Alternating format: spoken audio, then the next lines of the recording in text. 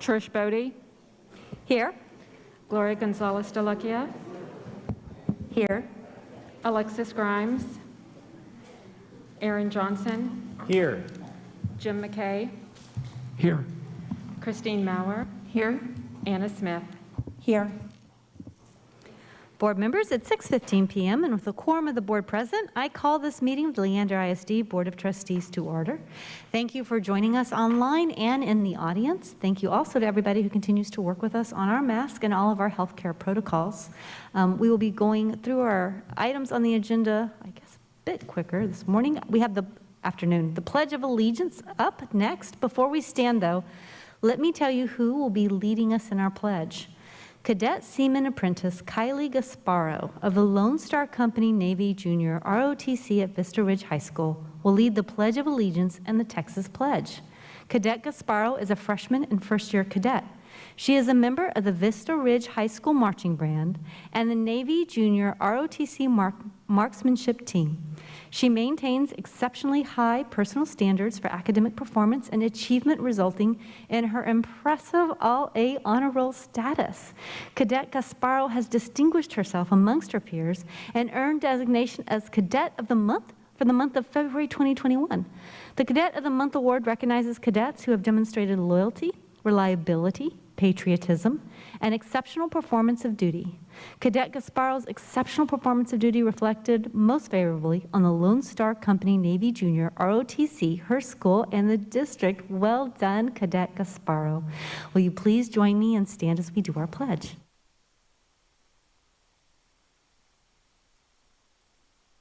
Will you please join me in reciting the Pledge of Allegiance?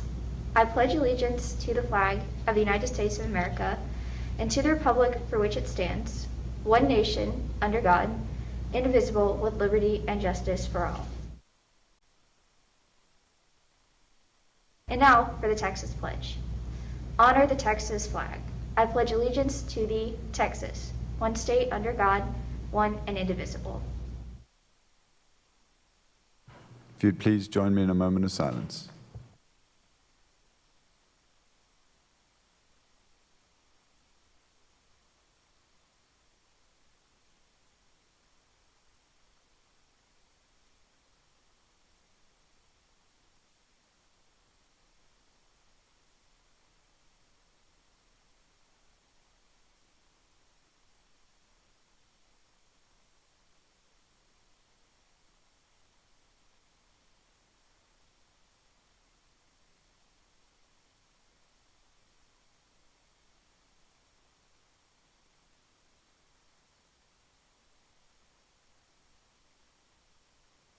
Thank you.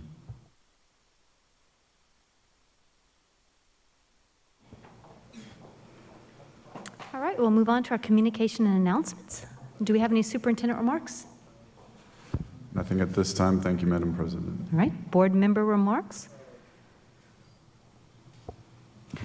I would just like to say thank you to my student tour guides for my super school visit, Claire Brown and Easton Houston. They also awarded me with this beautiful certificate as a positive office referral.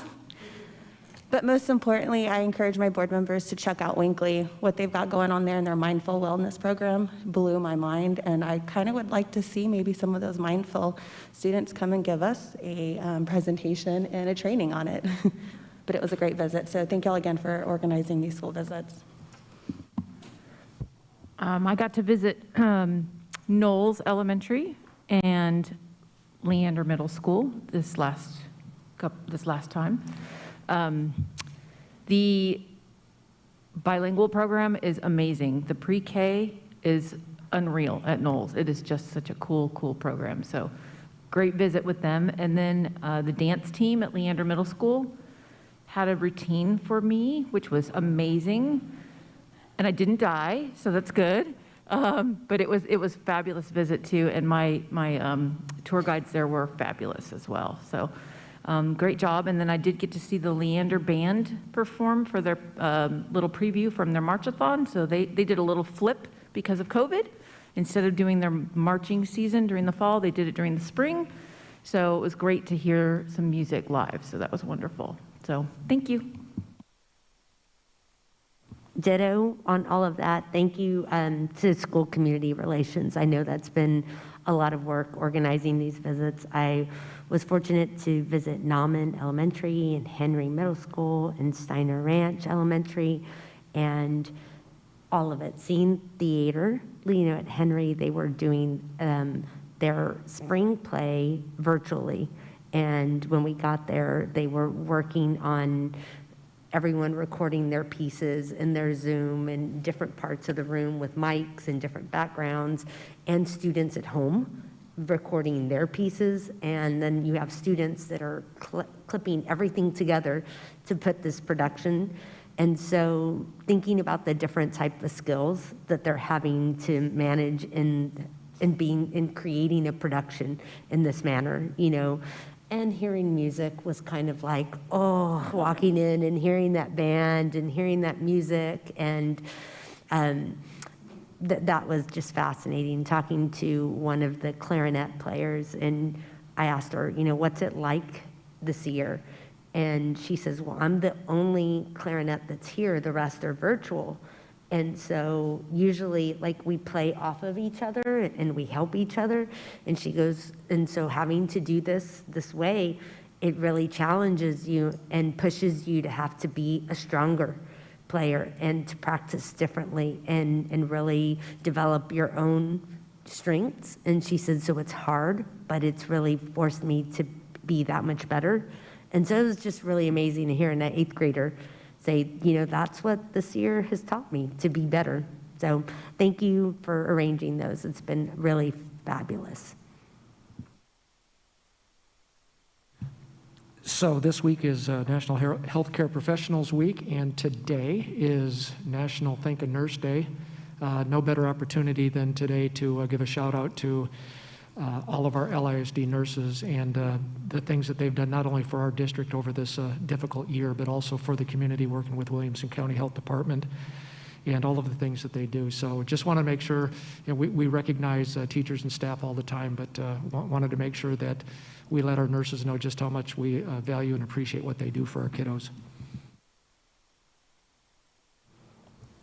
So I was able to visit Larkspur Elementary, and during Teacher Appreciation Week, it was fun. The PTA had put up the nacho average teacher, little nacho bar and taco bar for all the teachers.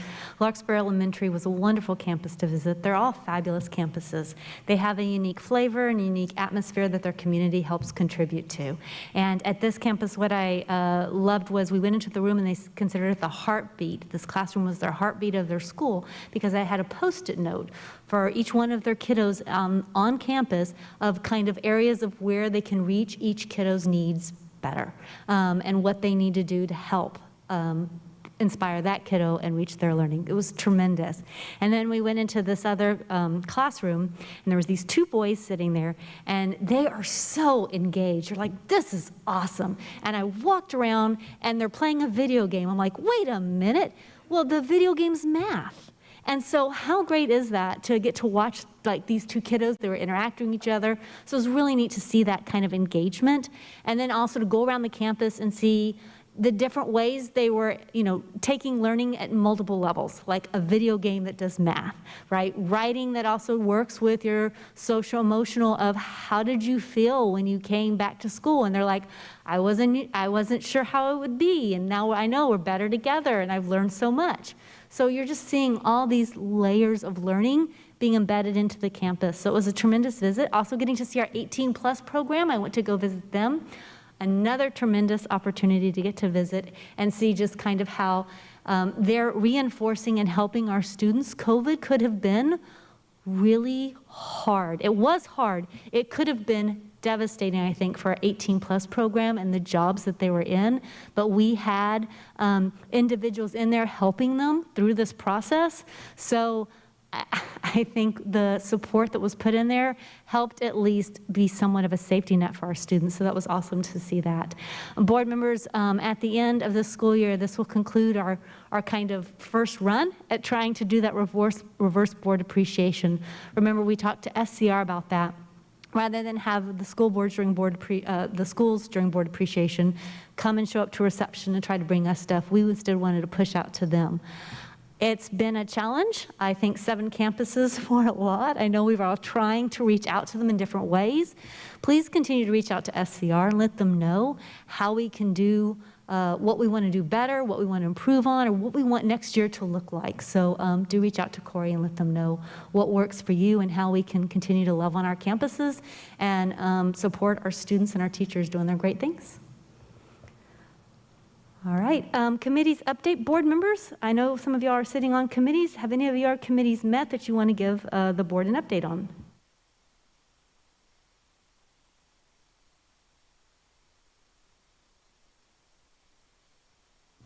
We'll give them an update in the legislative on the bills, but you can give them an update just on the committee in general. Theme now. Yeah. Sorry, I was not sure if we're talking about this now or later, but I am part of the legislative committee along with Trustee Bode and Trustee Grimes, and it's a new committee we formed this year. We meet weekly and with our amazing Mr. Nichols, and we kind of go over, not kind of, but we go over what's in the Senate and House every week, and we kind of go over each bill and just decide how do they align with our district legislative priorities. It's been a great experience so far, especially as a first trustee, just to kind of see that role trustees play in regards to advocating at the Capitol. So I'm excited to give our update later on, and it's been a pleasure to serve with you guys on this committee. Thank you, Hannah. Anybody else? Sure. Myself, Aaron Johnson, and Alexis Grimes, we're on the policy of review. I don't know exactly the name of that committee, but we've met a couple of times now, and most recently met, I guess, about a week ago. And that's been a good process of giving us an opportunity to sit with Sean and whoever else is impacted in that policy, like any other subject content experts that can give us additional background on how that impacts human resources, healthcare, whatever the topic, being able to have them there to answer those specific questions has been really, really beneficial for us. All right, board members, we'll move on to our citizen comments. Please note that the format for this will not be a conversation, so it's not a back and forth discussion. We'll ask that your comments respect that limitation, and as such, please refrain from directing comments about an individual by name who would not be able to respond. Our board operating procedures enumerate further requests, but I will sum up by saying we encourage polite and professional conduct. You have up to 3 minutes to address the Board of Trustees, and you will hear a chime when your 3 minutes are up. We're going to go ahead and try to call you up as a panel, 3 at a time. So we'll have Crystal Erickson Collins, Anita Caff, and, well, let me make sure I'll just do all first names because I don't think I'll have multiple people stand up at the same time. So I'll call Crystal, Anita, and Aaron.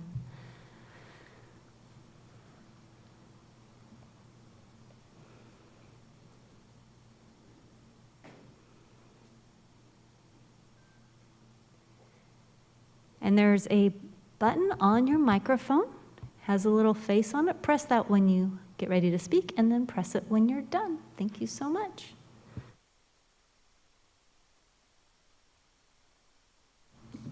Hello, my name is Christelle Erickson Collins. I'm here to voice my concerns regarding HB 3979 and to ask you to contact our representatives and ask them to oppose the bill. This bill will financially cost the district in social studies curriculum changes. These changes might be worth the dollar cost and emotional labor of teachers if it was broadening conversation and helping to correct the serious revisionist history we often teach regarding the colonialism and racism permeating the founding of this country. Unfortunately, it takes us in the opposite direction, censoring and prescribing conversations that we desperately need to have to reach equity and racial justice in our society.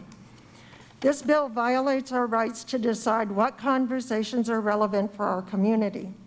It is overreach on the part of the state. When I was in grade school, admittedly a long time ago, we studied current events at the beginning of our social studies lesson. We brought in newspaper articles and discussed what was happening in the world, sometimes in our community, sometimes further afield. It expanded the world for us and taught us about things that were outside of our experience. We learned that there are different ways of thinking about things as we listened to one another. It taught us empathy as we understood why each believed as they did. We learned the role and importance of being a good citizen.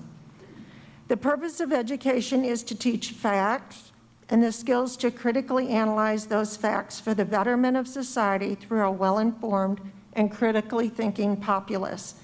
It is our responsibility to stand up for these goals, and when they are in danger of being abridged, speak out.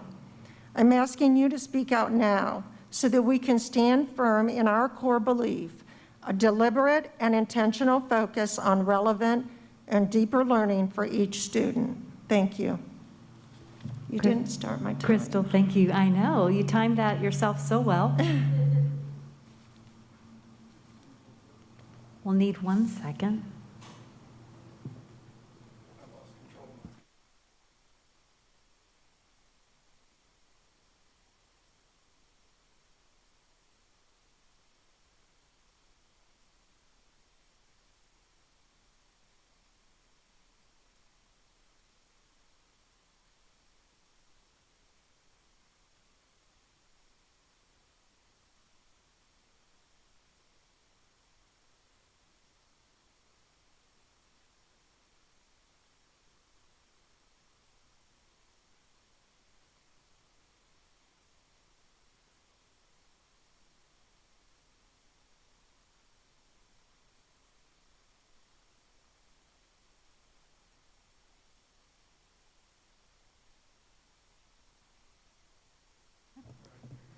All right, Anita, the timer's gonna be?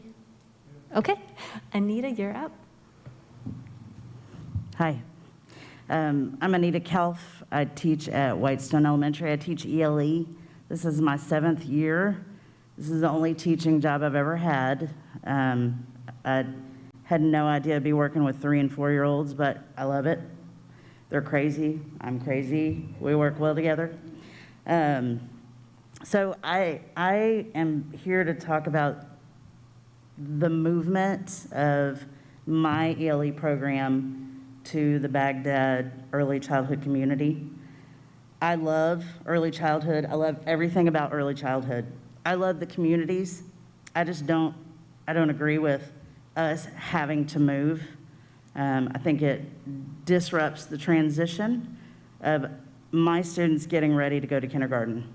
And I know that there's a plan in place for transition to a different school.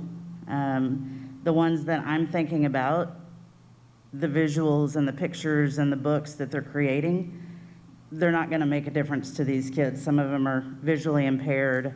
Some of them have difficulties with self-regulation, and they can talk to you all day long and it makes sense, but when they're in the moment, the visuals aren't going to mean anything because they will have thrown them across the room or torn them in half or something. And then ones with cognitive impairments, it's not going to matter. So it's not going to matter enough, I'll say that.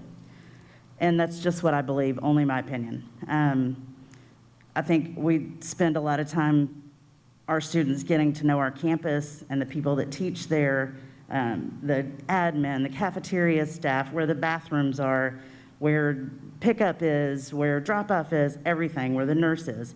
And for some of these students, it takes the entire first semester to get acclimated. And then we come back after winter break, and they're comfortable, and then we can actually start working on academics or goals. So I am nervous that if they start at a different school, which is probably an awesome school, then when they come to kindergarten, they're already going to be a full semester behind because they're going to have to now learn their new school. So that's my concern, I mean, in a nutshell. I think the collaboration of the early childhood programs is a really great thing. I love my early childhood department, everybody in it. That's the part that really makes me nervous.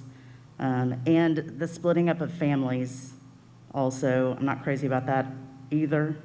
I know the kids will eventually adapt, and we're the ones that will help them, but let's treat our program as an individual program, just like we do with our individual goals and programs. Done. I went over a second. You won. Thank you, Anita. Aaron?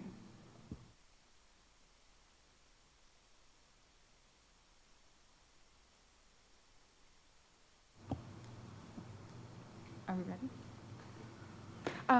Hi. First, thank you for your service to the community. It's excellent.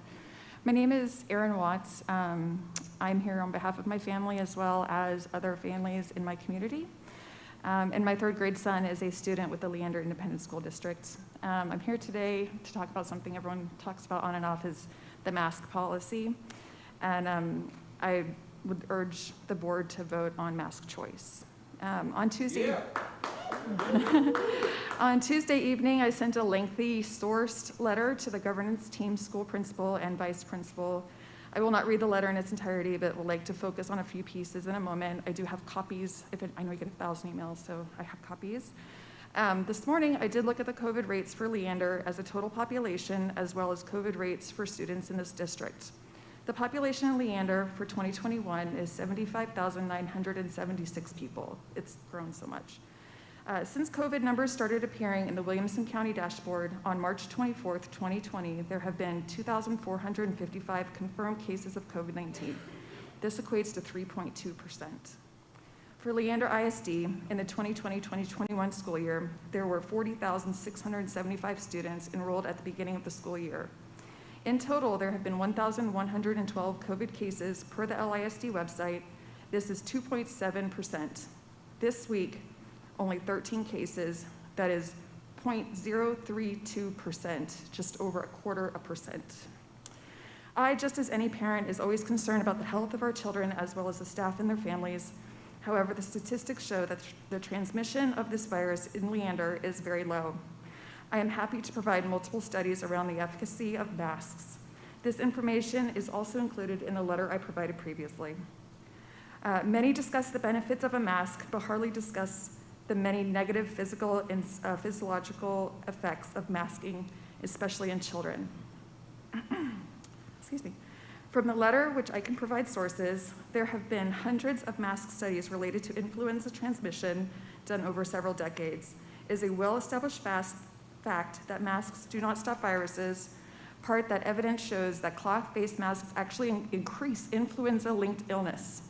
Bacteria are 50% larger than virus particles. As such, virus particles can enter through the mask pores, yet bacteria remains trapped inside the mask, resulting in the mask wearer continually exposed to bacteria.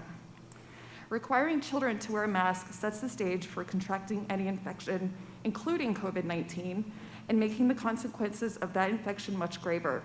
In essence, a mask very well put children in an increased risk of infection, and if so, have far worse outcomes. I know I'm not the only parent that experiences a soaking wet mask from chewing on it all day at school.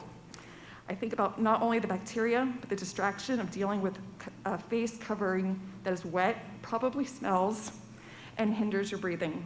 This is not healthy. You can ask them until you're blue in the face. Okay. Erin, thank you. All right, our next three speakers will be Chris, Tristan, and Brandy. They're going to wipe down the seats and then you can have a seat.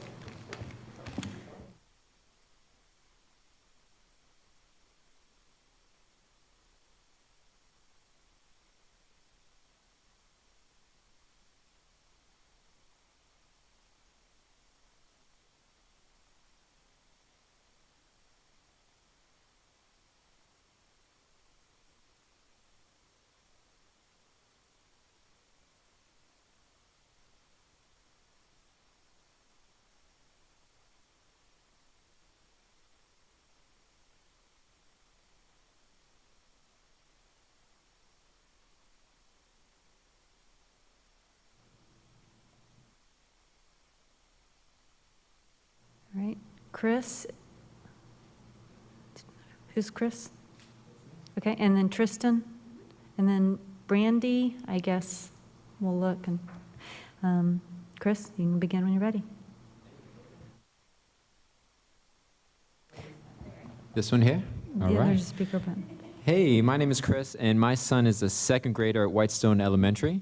My assertion is it is morally and ethically wrong to force any individual to wear a mask. The act of forcing school-age children to wear masks is physically, mentally, and emotionally damaging, and in the great state of Texas, it is illegal. It is far past time to put an immediate end to the forced masking of our school children. Under Texas public law, and anyone can look this up and read under Texas statutes, Texas Education Code Title II, Subtitle G, Chapter 37, Section 37.0023, titled Prohibited Aversive Techniques, and I quote, the term aversive technique includes a technique or intervention that under subsection 7 impairs the student's breathing, including any procedure that involves obstructing the student's airway, including placing an object in, on, or over the student's mouth or nose, or placing a bag cover or mask over the student's face. Again, section 37.0023 of the Texas law, Public Law Education Code clearly states that forcing children to wear masks is illegal. These are Texas public laws that exist on the books right now. What is happening across our state is illegal.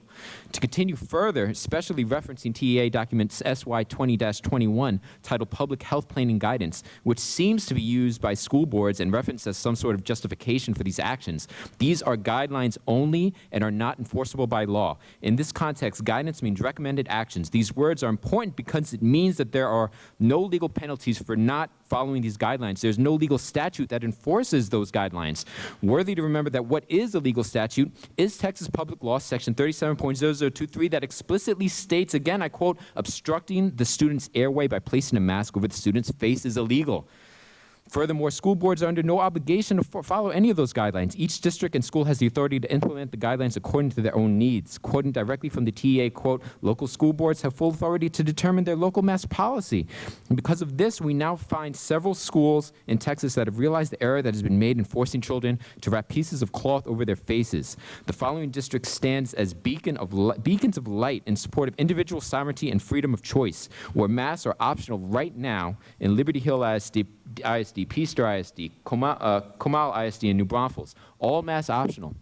Last month at a school board meeting in Dripping Springs, parents continue to struggle beautifully and valiantly against their school board on the right for their children to breathe freely and unrestricted. Lawsuits are beginning to be filed. A lawsuit was filed last month, April 2021, against KDISD on the mask issue, where they argue that under this U.S. Supreme Court's decision, Brown versus Board of Education, that forcing students to switch to virtual school is a form of separate but equal discrimination. It is important to keep in mind our individual sovereignty and psychological and emotional health. If any parent wants their child to wear a mask, that is their personal choice. However, there are no legal grounds for any parent or school board to require that the entire school or student population wear a mask. Denying access to students who desire to receive a public education in the United States of America without being forced to put on a muzzle on their face is illegal. Thank you, Chris. All right, we have Kristen.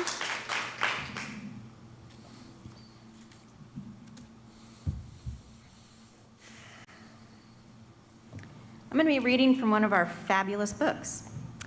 Dooney's lying next to her, rubbing his hand up and down her stomach, cupping her breasts, laughing. Deacon pulls up her skirt as Kyle leans in and out of the frame over the back of the couch with a red plastic cup and shouts, "Buccaneers, R&P, baby."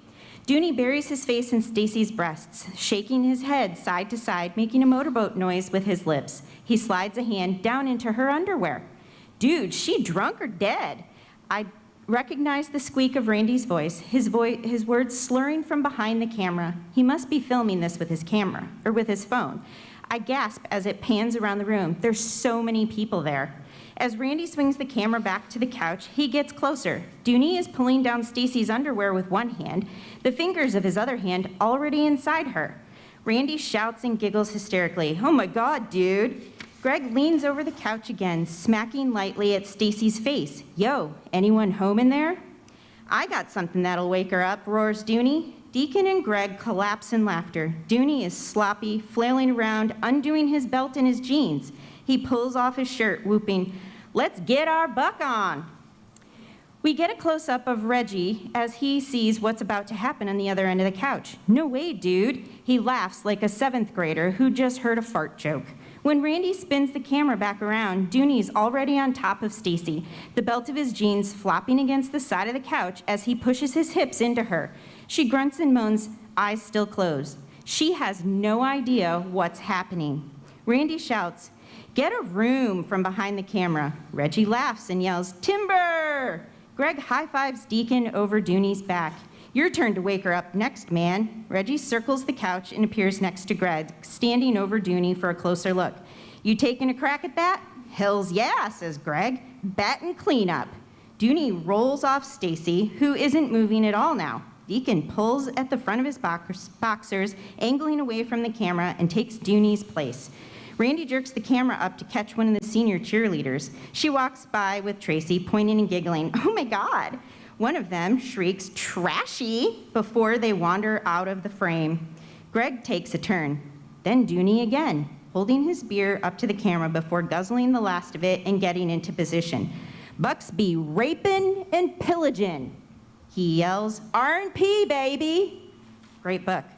This book was just okayed and returned to the 9th grade reading list. That's 14-year-olds. What is the reason for this? There is zero educational value to these books. Someone needs to explain that. If you support these books, please be sure to stay away from my children. You are a danger to our children and their developing minds and need to be held accountable. Every one of you that is okay with this.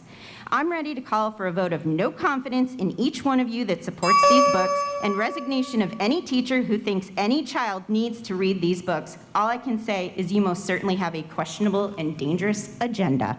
Thank you, Brandy. Tristan. Tristan. Thank you, Tristan. Brandy?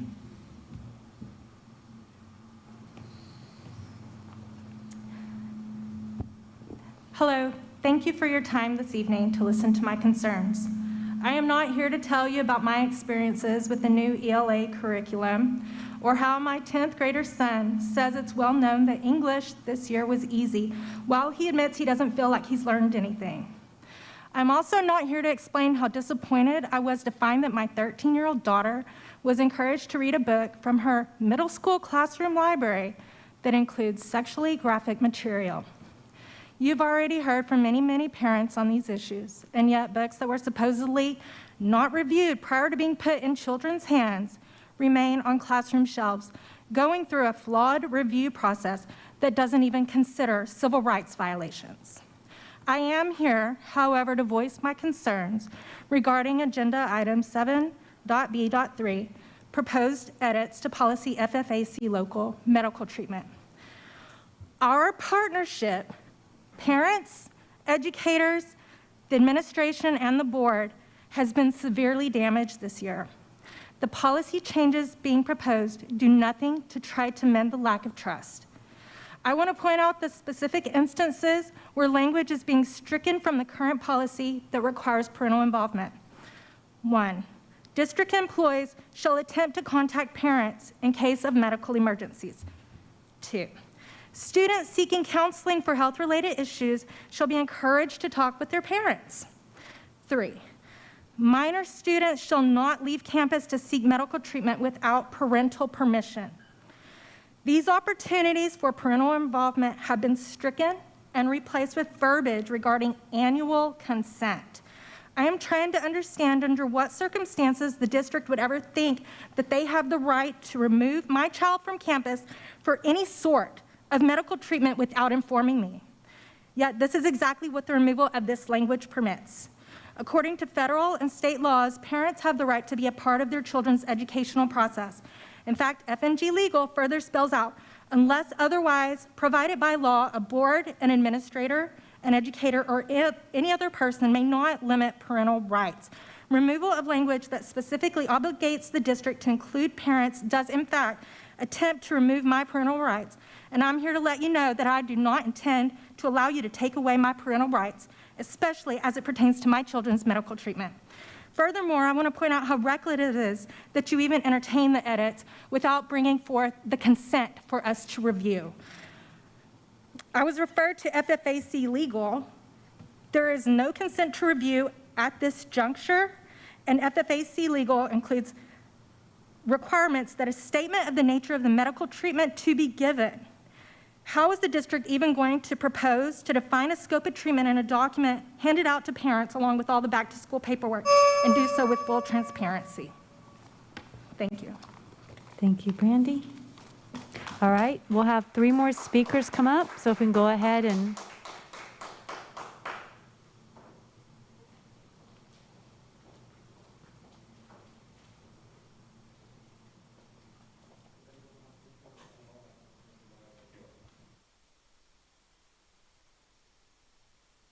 Ash, Julie, and Steve will be our next 3 speakers.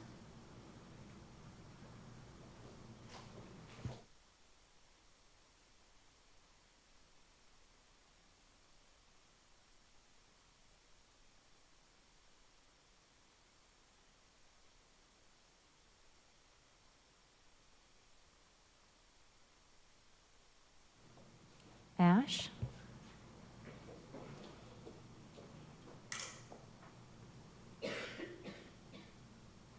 There's a button on your microphone. If y'all just press that when you're ready to begin.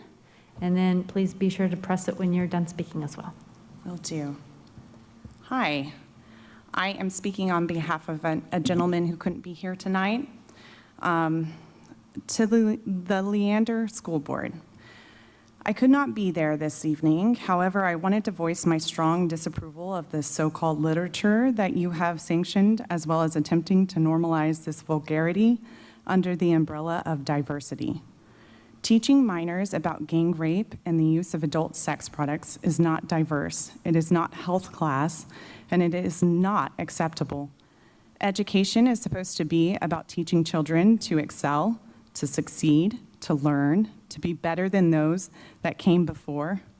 Putting images of aforementioned onto the impressionable minds of minors is nothing short of abuse. If private citizens such as babysitters or tutors were to teach minors such things, they'd be arrested and charged accordingly. As a gay person, I'm appalled that a board would permit employees to admit to normalize such vulgarity and use gay people as an excuse to mainstream this, all under the guise to diversify curriculum. I'm openly gay and do not and will not ever sanction this kind of reading to any minor, a very concerned citizen and member of the gay community. I know I have extra time, so I'm going to go ahead and also talk a little bit about myself. I'm a mother of 3 here in the district, and I've been to several school board meetings. And every time that I talk, I get so emotional, so upset, because my kids deserve better. The fact that I'm having to speak to you about this is unexcusable. The mask, the superintendent talked at the last board meeting that we wouldn't even look at it until maybe fall or winter. To mask a child, I'm sorry, we're past that. There's no excuse for that. These books, embarrassing, embarrassing. I realize not all of them are terrible, but this is unexcusable. Some of these books are terrible. This is awful. I can't trust you if this is what you're going to give my kids. If you're going to make it available to my children. I can't have my kids come here anymore. And I'm a huge public school supporter. I got a great education from my public school, and I want that for my children. But I can't get there with this. This can't happen. So I'm actually looking at homeschooling my kids. Thank you. Thank you, Ash. Julie? Hello, my name is Julie Mullen. As a former middle school teacher, I'm honored to be giving a voice to a teacher who fears speaking out publicly. Since personal names are not allowed, please note the use of she throughout the letter is referencing the curriculum facilitator. I have worked for the district prior to the curriculum facilitator being lead facilitator and therefore have personally witnessed the way in which she has tried to push her personal viewpoints and agenda on the English curriculum. For years, we have had to endure meetings where she has told us we should not be teaching entire novels and that our students can't handle it. I, like many others, ignore that viewpoint, and our students love reading the literature we teach. She has ignored our repeated requests for online programs to help us teach our students grammar and writing skills. Every year, their level of writing becomes worse, and our requests are ignored, and she treats those who request such things passive-aggressively. She makes rude remarks in meetings and mimics those who disagree with her. Those being attacked just sit at facilitator-led meetings and endure it. Summer of 2019, August ELA district meeting. We were told we needed to throw out all the books in our classrooms that were written by, quote, dead white men, end quote. We were told that by keeping them and teaching from them, we are promoting, quote, hashtag rape culture, end quote, insinuating that all white men are rapists. She said we needed to provide literature written by authors of diversity. No one disagrees with this. The majority of us already do this. There are a lot of books written by authors of different backgrounds that are school appropriate. She chose books that portray youth of various backgrounds in a negative light and that perpetuate the stereotypes already popular. For example, Black female teenage pregnancy, Hispanic males using offensive language such as puta, white female teen meth addicts, which romanticizes the feeling of being high on meth. She chose books that describe gratuitous sex scenes, scenes that are how-to manuals on how to masturbate, etc. We asked for a list of these books she was going to order, and nothing was ever provided until the day they showed up in boxes. She demeaned teachers who she predicted would dislike these books and said on Zoom in a British accent, "You are not literature teachers. On the contrary, I am an English major, and as are a lot of our English teachers. She never even taught in a high school classroom. How can there be a district facilitator who hasn't taught all levels?" Thank you. The second part of her letter is going to be continued by the next speaker. All right, thank you, Julie. Steve? Summer 2020, told on Zoom that all the books were purchased.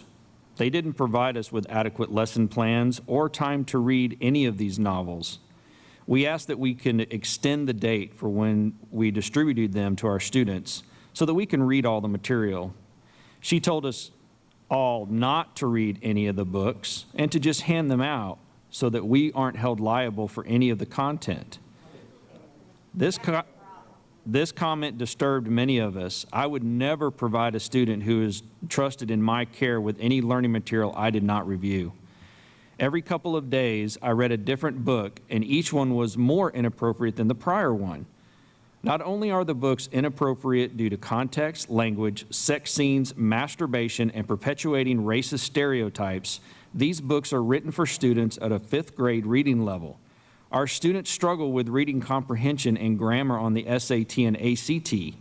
These areas are the weaknesses, and providing books with 5th grade vocabulary and nothing to comprehend is a disservice to our students and an embarrassment for the district. The standards have now been brought down to an all-time low.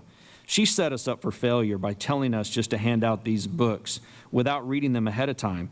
She knew what was in them, or she wouldn't have been so adamant about us handing them out so we, quote-unquote, aren't liable. She's using us to push her personal agenda, which I have watched her try to manipulate for the past 15 years. Newer teachers have not been privy to this pattern.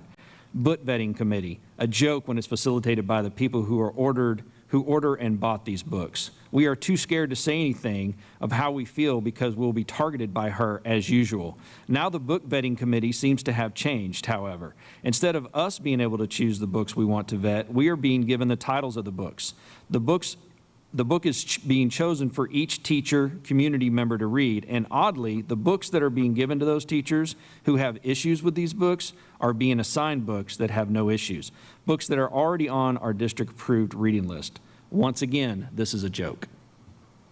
Thank you, Steve. Thank you. Speakers?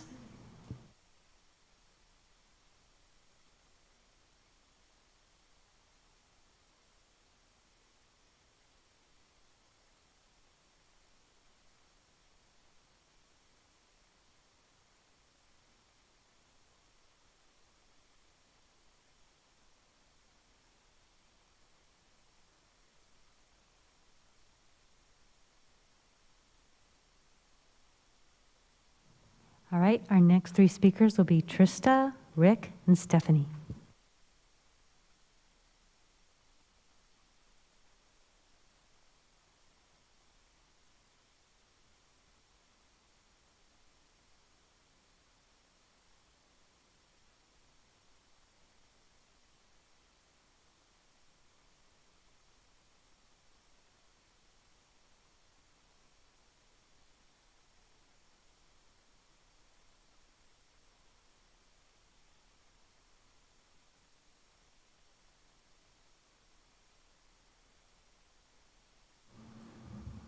Sorry, I just saw those glasses weren't going to work with this mask. I'm reading a letter from an anonymous teacher. In regard to the issue of the books, number one, this has nothing to do with political or religious beliefs or to do with LGBT community or race and ethnicity.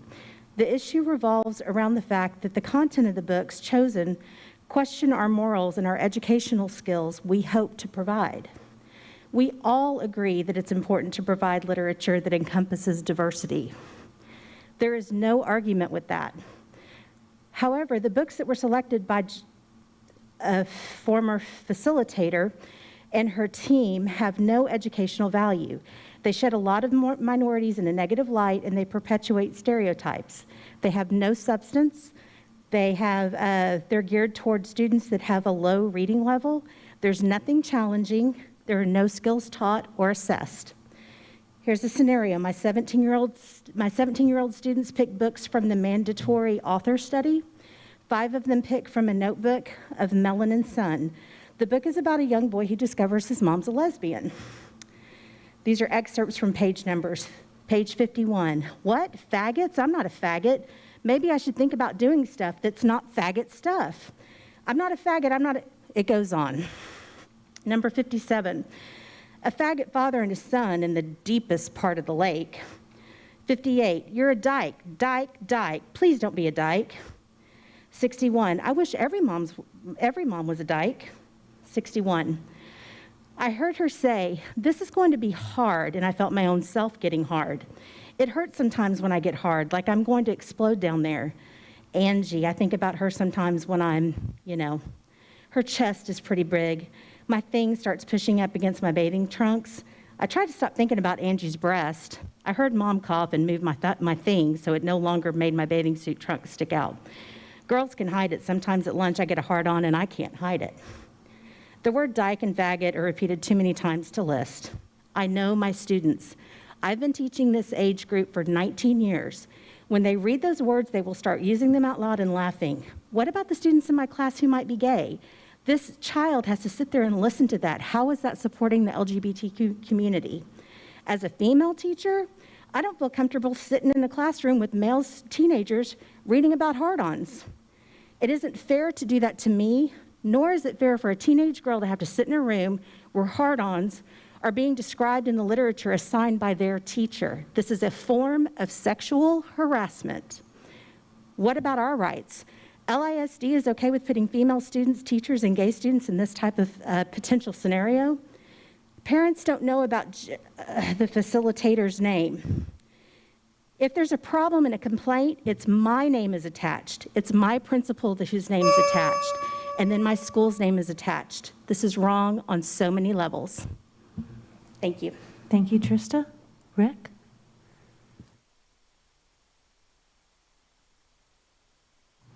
I'd like to start out by saying how ashamed I am to even hear this kind of stuff. I hope you all share in my shame, every single one of you, and this should never even be mentioned. It's how terrible this is. The required reading for schools and kids are inappropriate and downright disgusting, and parents are outraged, and this pornography is infiltrating these innocent children. These books need to be taken out immediately. I hope you all agree with that. Now, property taxes, I see that 50% of my property tax goes to schools. And here we're discussing pornography in schools. Leander has approximately 80,000 people and all paying huge taxes. Where is all this money going?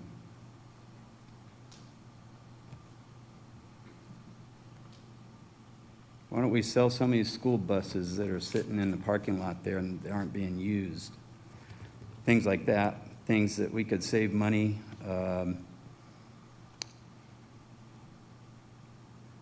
So I've read that the LISD debt is up to $8 billion, something like that. How do we misappropriate that kind of money? Where does it all go? What is nominal debt versus real debt?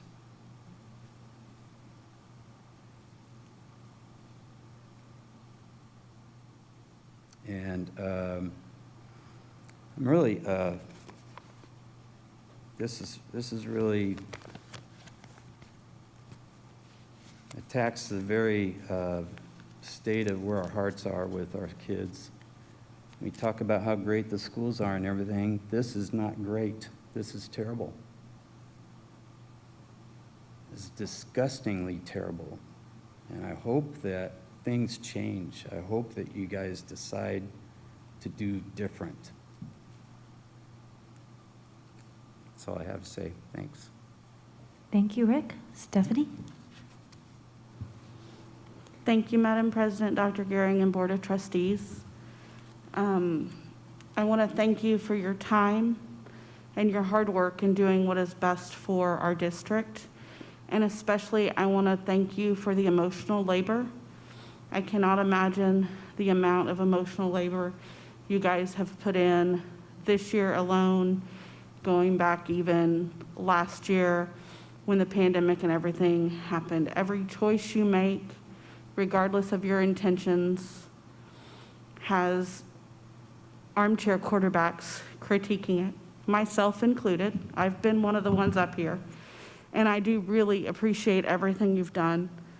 This is Teacher Appreciation Week, and I want to thank our teachers that were on our committees to help choose curriculum, the staff that has the education and the learning.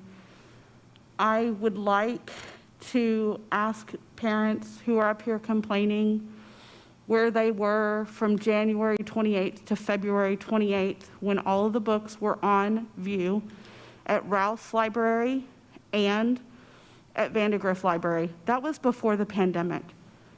The curriculum changes were presented to you guys on March 12th. The only thing pandemic related at the time was stopping any out-of-state travel.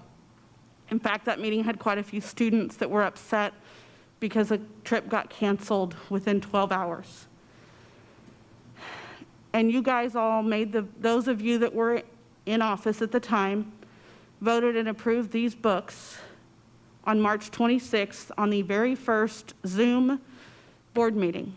There has been a lot going on this year. And I would love to have teachers get an opportunity to present to the board and to the public. I think that there's a lot of misunderstanding about how English works today versus how it was when I was in school, God, 20-something years ago. And I really think that a lot of the concerns that parents have might be mitigated by an understanding of how a book club works in the classroom. The book clubs are not talking about what's the most graphic scene, they're talking about TEKS. Now, our policies already allow parents to stop their kids from reading those books. Parents who are not happy with the selection already have policies in place that allow them to challenge the book. Last I checked, the only book that has been challenged was the ABC Equality book, or one of those, and that was in April. It's been several weeks. That could have changed. So thank you for your hard work, but let's hold our parents to standards. Thank you. Thank you, Stephanie.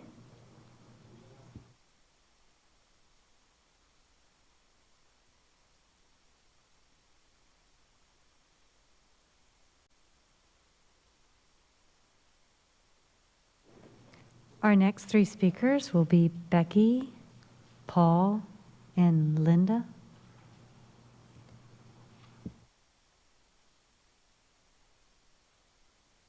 Board members, after Becky, Paul, and Linda, we have one more speaker signed up for this evening.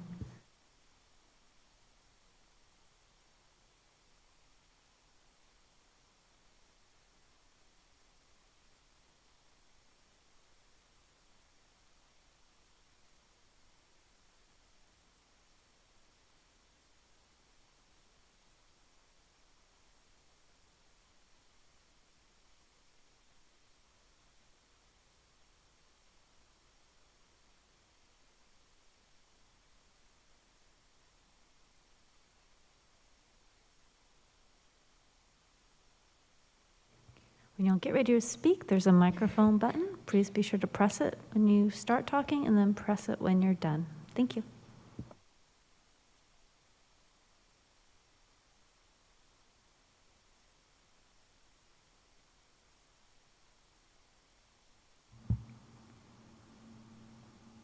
Hi, I'm Linda. I'm here as a concerned parent. Specifically, one of my neighbors had mentioned some of the reading materials that were required for their student. It was very disturbing to me. Obviously, the books were already mentioned with the disturbing content. Okay, I'm a mother of 3. All of my children have graduated college, and I've got one grandbaby that's 10 years old. Okay, I am here to represent the parents that are not here because they're so busy. They've got 3 in school and they did not have time to be here. I would not want these things at all to be in the curriculum. Specifically, you know, when parents send their children to school, they're sending them there to be educated. First off, the basics, reading, writing, arithmetic, the basics.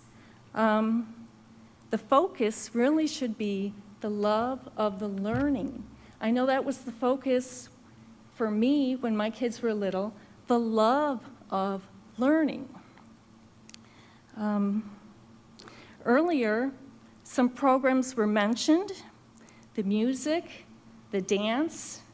These are all good things that we agree on, that build people up, and we can all agree on them. I'm so disturbed to hear the garbage in the Leander ISD curriculum.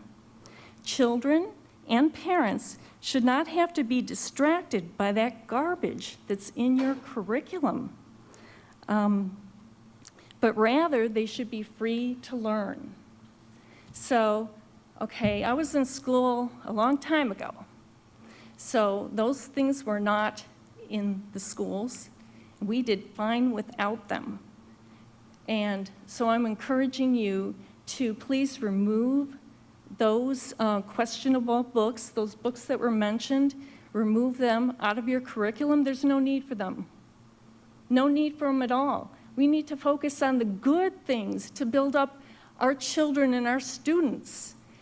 I'm paying a lot of property taxes, and to think that the school is buying these books and these kids are required to read them, no way.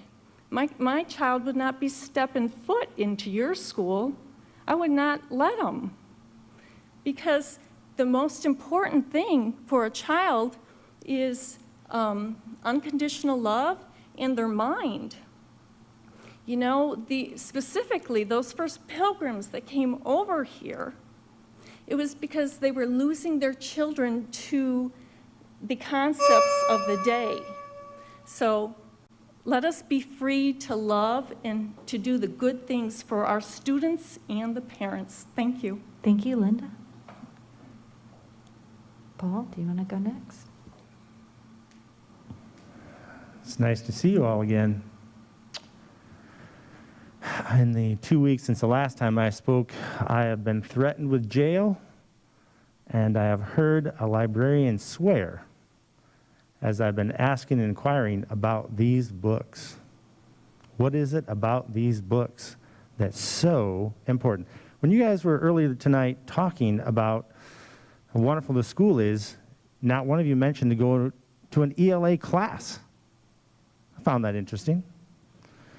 I also noticed you're the only ones really cheering about the school. Now, I'm sure there's times where there's complaints and whatever, and other than the one person a minute ago that praised you up and down, I have not heard any of that from anybody I have talked about this anywhere. Librarians, oh my gosh. And then I started digging a little deeper. I'm like, why would people threaten me with jail about asking about these books? Well, I started digging into some of your books that require numbers. Leander ISD is broke. Tonight, you're going to be asking for $60 million from Wells Fargo. You have right now $4 billion in debt, and in 3 years, you owe $18.3 billion. Has that sunken into anyone? Because I think there's a moral with the books, but I think that's more of a distraction than anything. This board and the boards before it are putting us in financial ruin on purpose. I was in a community that did that once. The board overnight quit and moved out of the community, and the superintendent jumped in an airplane and left the state. That community had 8,000 people, and the debt was $60 million. 15 years later, because of that unsecured capital bond that they took out, they're still suffering. Leander is in financial ruin. There's no other way to say it. I have looked at this, and if anyone wants to look at the Texas comptroller's books, they're real. They're real. And there's some funny stuff I saw going on, but the more you look, makes me wonder, how long are you guys going to stick around?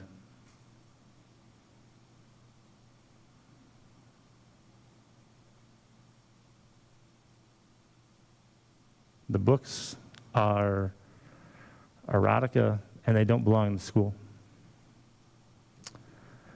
We are broke, and you know it. Thank you, Paul. Becky?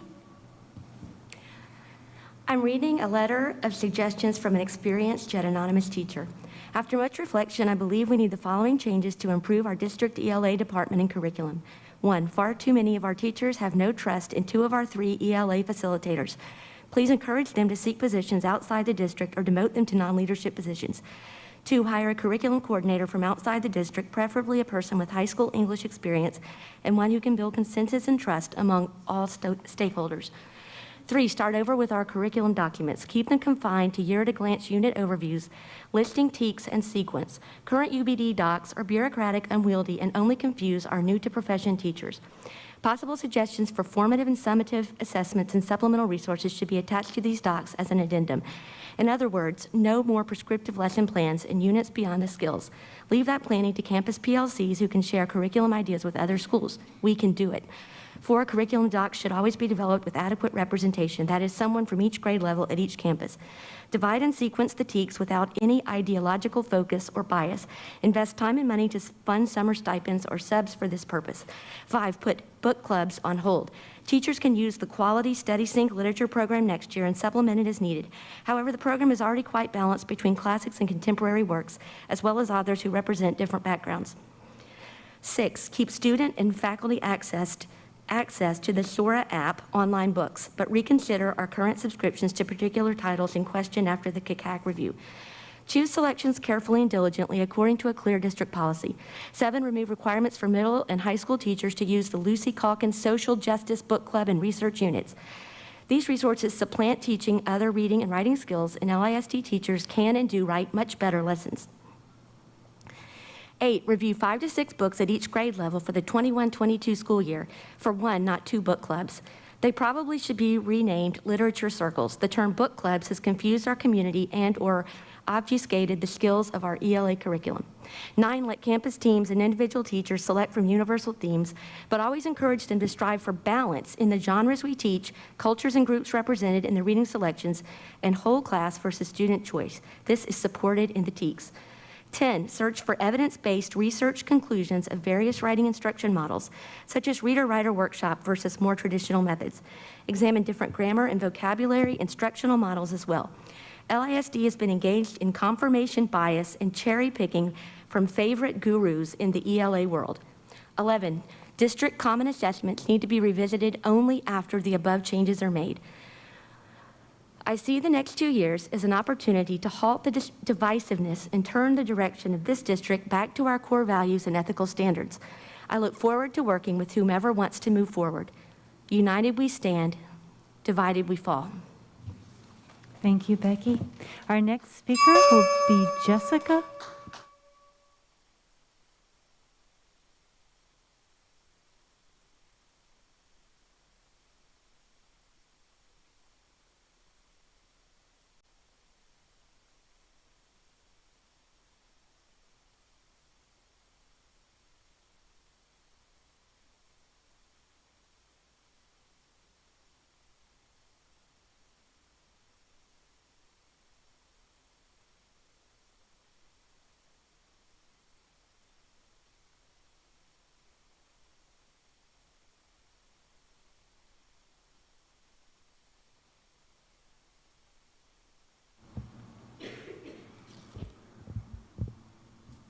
Hello. My husband and I are here tonight. We have one child in 3rd grade and one that will be entering into LISD hopefully next year in 1st grade. We're here to ask you to make masks optional for LISD students. It is unsanitary and unhealthy for our children to wear masks for a majority of their 7 to 8 hour days. Now, that statement could be taken as an opinion. However, we could bring you data to support this and the unlikelihood that COVID-19 has serious effects on children. Thankfully, Aaron, who I think left, already helped us with that data tonight. I thought it would be more productive to reference the recent decisions of neighboring counties. As Chris mentioned, Wimberley ISD and Liberty Hill have already instituted masks to be optional in their schools. It looks like Dripping Springs and Ines ISD is not far behind. What we are asking is for LISD to follow the executive order from our Texas governor from March 2nd, lifting the mask mandate. We would like to know what we must do in order to make that happen. Do we need to flood the governor with letters? Do we need to set up a lawsuit like the parents of Dripping Springs ISD in order to be taken seriously? Do we need to start a petition? We need to understand what us parents need to do in order to change what is happening now, especially if it's illegal. I really appreciate that information, Chris. We are Texans, parents, asking for this school district to follow an executive order from our Texas governor. I don't know how that can be a choice by this school district to not follow an executive order. Our children are at risk because of this. Make it a choice so parents can make the choice for their children like it should be. Thank you.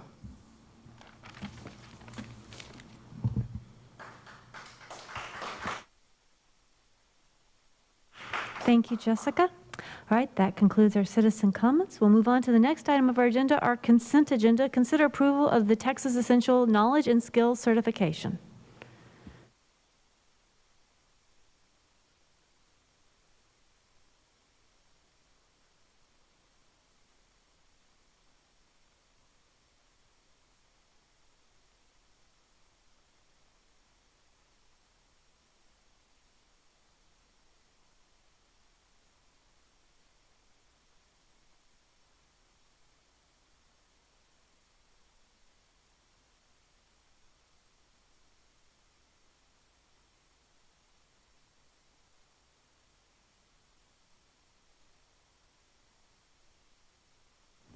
are they going to come back, or are we just ready to move on this? That's, oh, yeah, just consent. Thank you. Yeah, it's just consent. So I was like, I move that the Board of Trustees certifies for each subject area in the required curriculum, other than physical education, students have access to instructional materials that cover all of the Texas Essential Knowledge and Skills, TEKS. I second. Have a motion from Gloria, second from Christine. All those in favor, please raise your hand. 6 ayes, no nays, motion carries. We'll now move on to the superintendent's report. Dr. Gehring? Thank you, Madam President.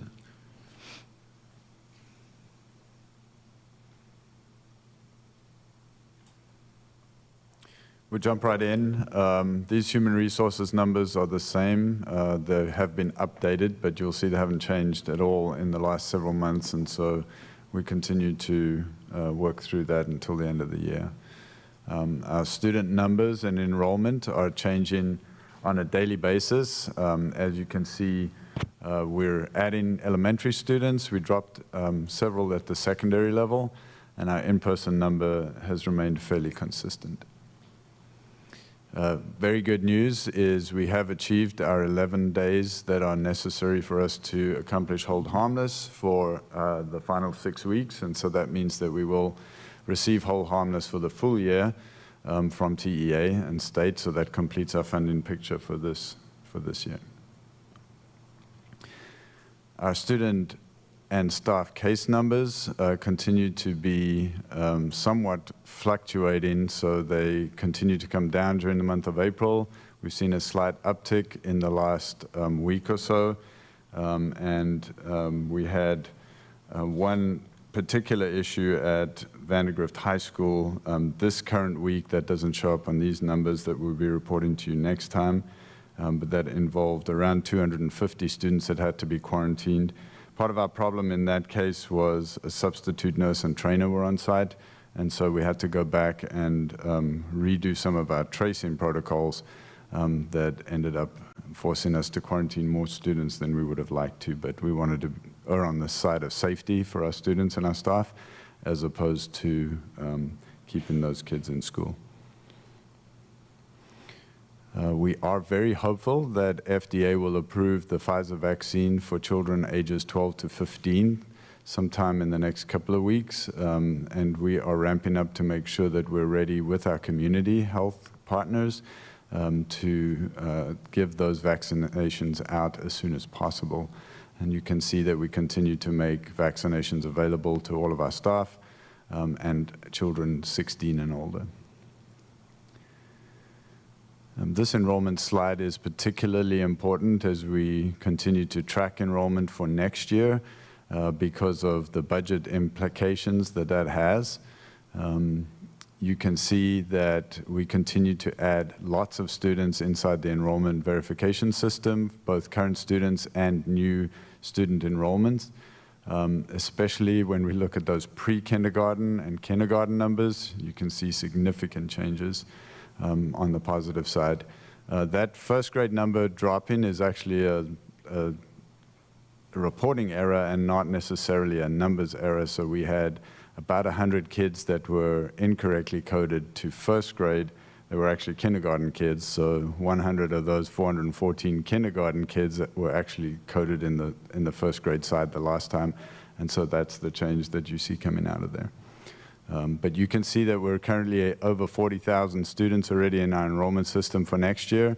Our current enrollment is 40,761, and so we expect that number to continue to grow as we head into the summer, and certainly in the late summer we traditionally see many new students coming into the district.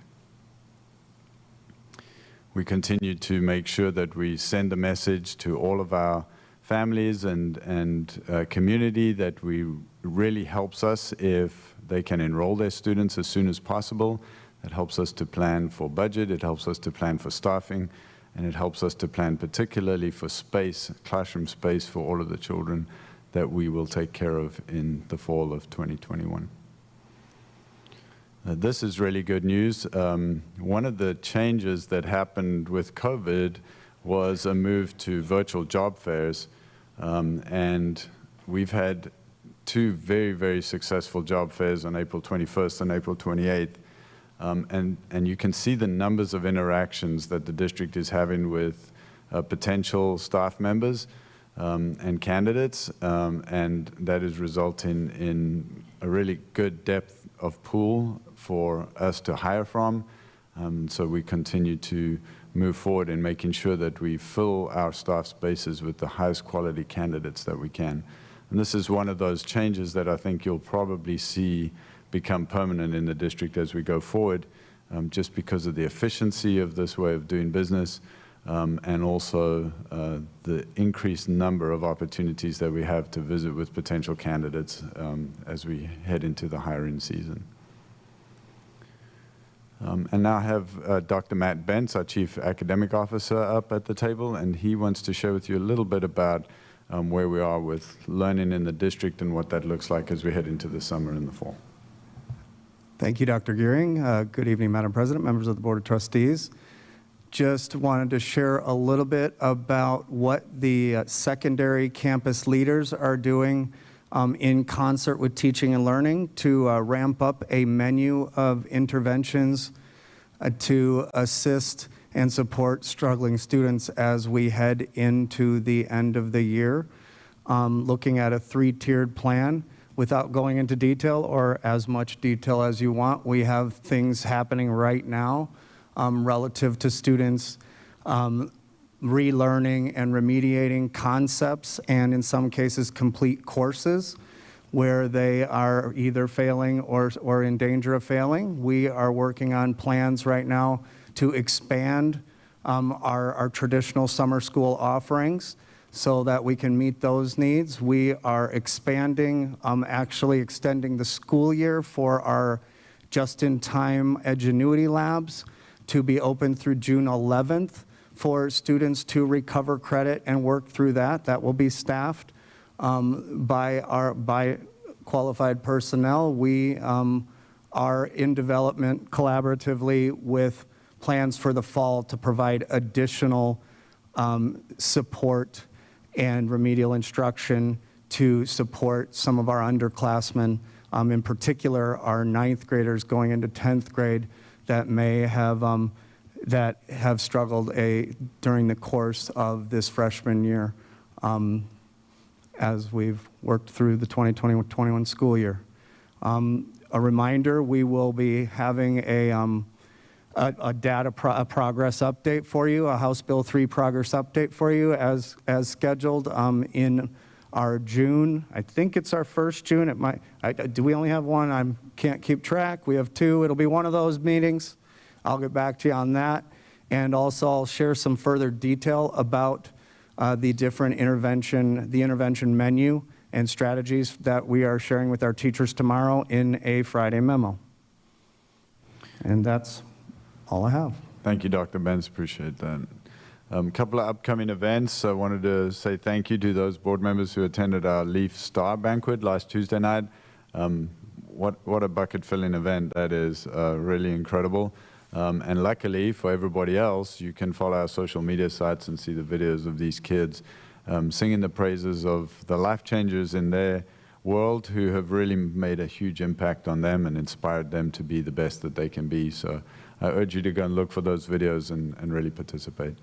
This week has been Teacher Appreciation Week, and we've had activities all over the district celebrating not only our teachers, but all of our educators, because we are all teachers, and that is something that we want to celebrate, and we've been doing a lot of different activities this week to do that.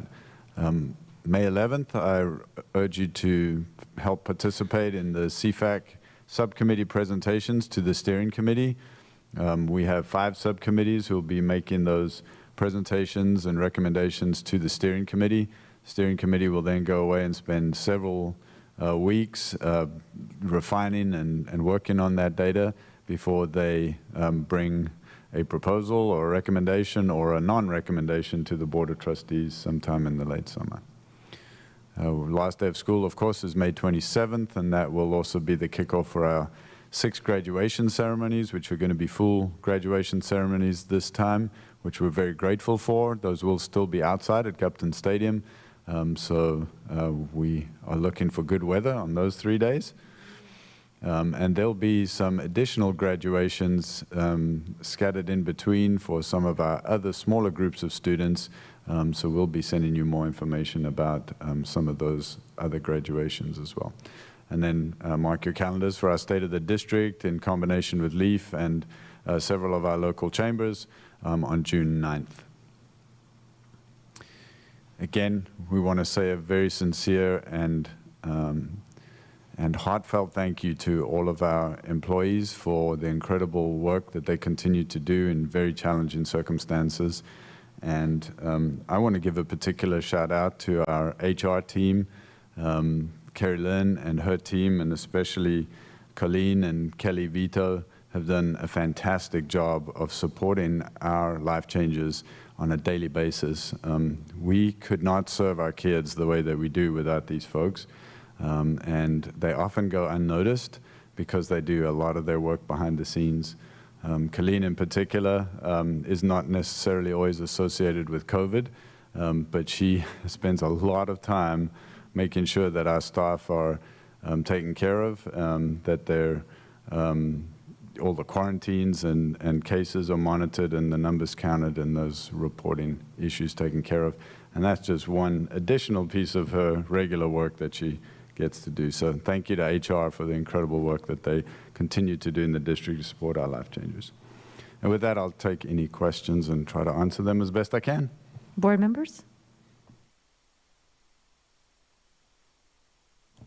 Well, I'd just like to echo your sentiments. Thank you, HR. Thank you all so much. Thank you, teachers. Truly, it's been an unusual year.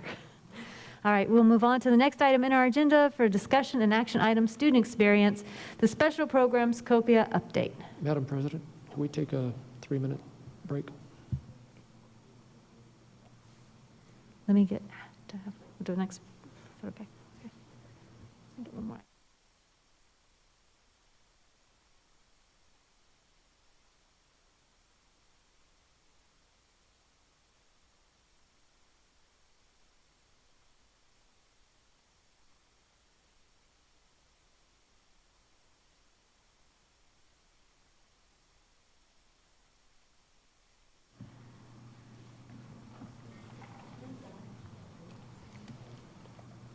All right. All right. Good evening, Kimberly? Madam President, members of the board, and Dr. Gehring. I also could not start my presentation during Teacher Appreciation Week without thanking our incredible educators that serve our students in special programs and all of our students in LISD. Their work this year has been truly incredible and going above and beyond to meet the individual needs of each and every student. So happy Teacher Appreciation Week to all of our staff.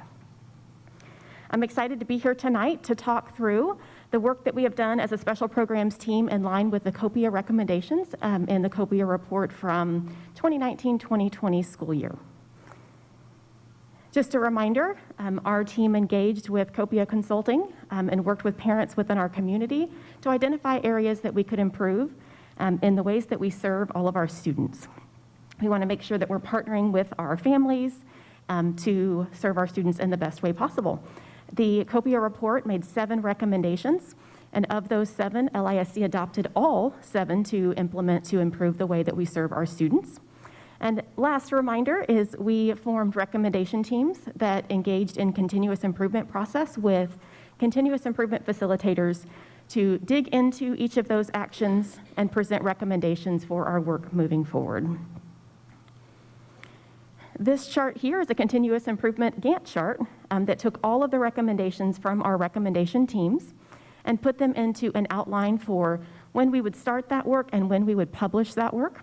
The purpose of this is for you to see the great recommendations that came from our recommendation teams that were comprised of staff and parents, and my favorite, our student voices that were part of these teams. So lots of work ahead for us, but we're really excited as we are engaging in this work. One of the areas that I want to talk about that rose to the top is professional learning and how we are training our staff, both gen ed and special ed staff, instructional assistants, and administrators on our campuses. Our team is thrilled that we have created an Inclusive Practices Academy. So this is an academy where we talk about inclusive practices. You have heard me speak about our book study, Your Students, My Students, and Our Students, and really focusing on how we can support our students in inclusive environments where we all have collective responsibility of the students that we serve. This academy is 6 sessions where we will engage in co-teaching practices and really facilitate co-planning to meet the needs of our students. And one of the ways that we will do that is we have kicked off a Universal Design for Learning training. This training we have started with our inclusion and resource staff as well as our intervention team. And UDL looks at the individual needs of each student from the beginning. Sometimes when you're planning for students with special needs or that receive additional services, that planning comes after. But UDL really facilitates that ongoing throughout the entire process. So everybody's needs, whether they are identified in special programs or not, get their needs met. Our team also is engaged in professional learning together. It's important that as coordinators and facilitators and directors that we are learning together as well so that we are training our staff well so that we meet the needs of our students. We engaged in a 4-day institute around deeper learning to really focus on how we can question in a better way to support inquiry-based learning in our classroom. So we were really excited to embed that in our work. And one of the COPIA recommendations for professional learning is roles and responsibilities. That came out of all of the recommendation groups pretty much to really identify what is everybody's role and responsibility as they serve our students. And so that is a work in progress, and we are publishing that this summer for our families. We have been working on our culture as well. That's the book up there that I talked about earlier that really has helped us set a vision for the way that we serve our students. We're really focused on creative solutions, that collective responsibility, and shifting towards a more inclusive mindset. And we are very excited to have a new vision within our special programs department. As you recall, we had a reorg, and so the intervention team is now part of the special education department. And so focusing on a continuum of services from Tier 1 through RTI, as all the way through all of our special education programs. And so we decided that we would come together, got lots of stakeholder feedback as we're really focusing on my favorite parts of this is celebrating individual strengths of our students, honoring their voice and choice, as well as building their independence so that they can move forward and be successful in our community. Another area that's really important to our work is parent partnerships. We have weekly parent education nights, lots of different AAC chats for communication, transition meetings, as well as we survey our parents to get ideas for topics for what our parents would like to learn more about. So we had most recently a workshop night where we had our service providers come and do some engaging activities. I know Jenny Blackman, our lead speech pathologist, had videos and talked about using language in making muffins and making a cake. So it was really engaging for our families to learn how to do everyday tasks that they would do at home and embed those skills that our students need to work on at home. So getting really creative with that. And I have to give a shout out to our parent liaison, Ashley Anderson, who is really working to partner with our special education PTA as well. Getting out into our community, she just led a session with Winkley PTA to talk about her role and how she supports our families, as well as our staff in both our parent education nights, as well as the whole ARD and 504 process. Next focus is on improved communication. We have redesigned our website to make sure that our resources are easily accessible. We want to get as much information out to our families as possible, and we learned that we were having to dig to get to those resources, and so redesigned our website. We are also sending a monthly newsletter. Ashley is also heading that up, and we include tips for our families at home, student highlights as they are working within our community and celebrating their successes, staff highlights as well, and making sure that we put resources in. One that is coming out next week is a list of summer resources and camps and options for our students with special needs. So lots of great resources within our newsletters for our families. We're continuing to use Remind. So any of our families, both in served in 504 and through IEPs. That sign up for the Remind system, we are sending out all of our information in an effort to reach as many families as we can. And then our action item from our COPIA report is redesigning our ARD and 504 handbook.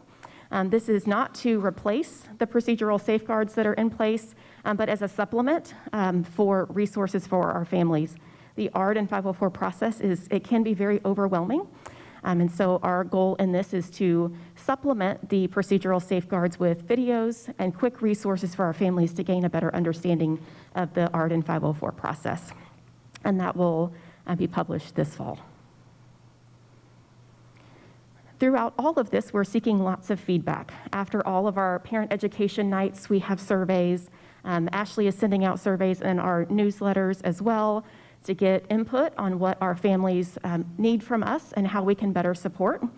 This is about our ARD process. I've mentioned before that we are working on improving our ARD process and how we support our families. And as you can see here, we are doing well. And one highlight, we know that we have families that we can reach out to and that we can support in a better way. And so as we receive this feedback, we are reaching out to families that are struggling in this process to make sure we're answering questions and facilitating partnerships with our campuses and our families. Kimberly, I'm sorry, I don't want to assume 1 through 5. 5 is a good number? Yes, okay. Five is they are very happy, and 1, they're really struggling with our process. And so we do reach out to them to ask questions, seek clarification, and make sure that we can work with them to make that a better opportunity. Some of the feedback, I am one that wants to look at those things that we can fix because I want to make things better for our families and ultimately our students. But it's also important to celebrate along the way. And so our team is really celebrating the work of our teachers as well as our team in providing professional learning and our partnerships. As you can see, a lot of our families are feeling like they're getting some answers and there is a sense of collaboration. But also we get some great recommendations from our surveys about how we can make things a lot better in our processes, making sure that we're more clear in our remind messages and our s'mores that we send out about our upcoming events, and making sure that we are being very transparent in following up on how we are bringing about change within our department. So receiving lots of feedback, and we're using that to make sure that we are planning forward and making good improvements. Our next steps within this is we are continuing our progress on the actions that I mentioned tonight. I do want to mention that these are not all inclusive of all of the work that we are doing, but just simply some highlights of the work that our team is engaged in. Some summer items and next steps that we're looking to start is look fors by programs. We want to make sure that it's very clear what our program should look like, sound like, what are the expectations for each of our programs to both support families as they are looking at options for their students, as well as using them for training tools for our administrators. If they are not trained as an ICAP teacher, what are those things that they should see and look for when they're going in and doing an evaluation in our special program settings? We have also revised our staffing process to make that very clear and transparent for our campuses and have engaged in getting feedback from them as we are allocating staff. We will continue that as we do throughout the year. Every month we look at that. We're going to continue refining that process over the summer. And then also developing really strategic professional learning plans for each area, for each coordinator. What's their professional learning plan and what are those areas of focus aligned to our district goals, so that we are being strategic in the opportunities that we're providing to grow our teachers so that we can meet the needs of our students. And then of course, making sure that we're following up with our parent group, our special ed PTA to share our progress and seek feedback and answer any questions that we can. We know that this is evolving and ever-changing, and we want to make sure that we're keeping up with the feedback from the community so that we can continue to make progress. And at that time, I will open up for questions. Board members? I just wanted to say I love the fact that you guys moved intervention into SPED. That is, I feel like, a key piece in this whole process of getting intervention and getting ID'd. And I know a lot of other districts tend to put RT off to the side. And I can say as a parent that I've seen the positive progress so far with you guys bringing intervention under you. So I appreciate that. And also, as a parent, who has 2 children in special education, the communication's been amazing, I will say. It's been night and day, y'all. Like, we get communication all the time, so I appreciate it. And thank you so much for working with our parents. I know that you've had some pretty strong, hard questions, and you just sit up there and you're very honest, and that's what I appreciate about you. So thank you so much for working with our special education PTA. Thank you.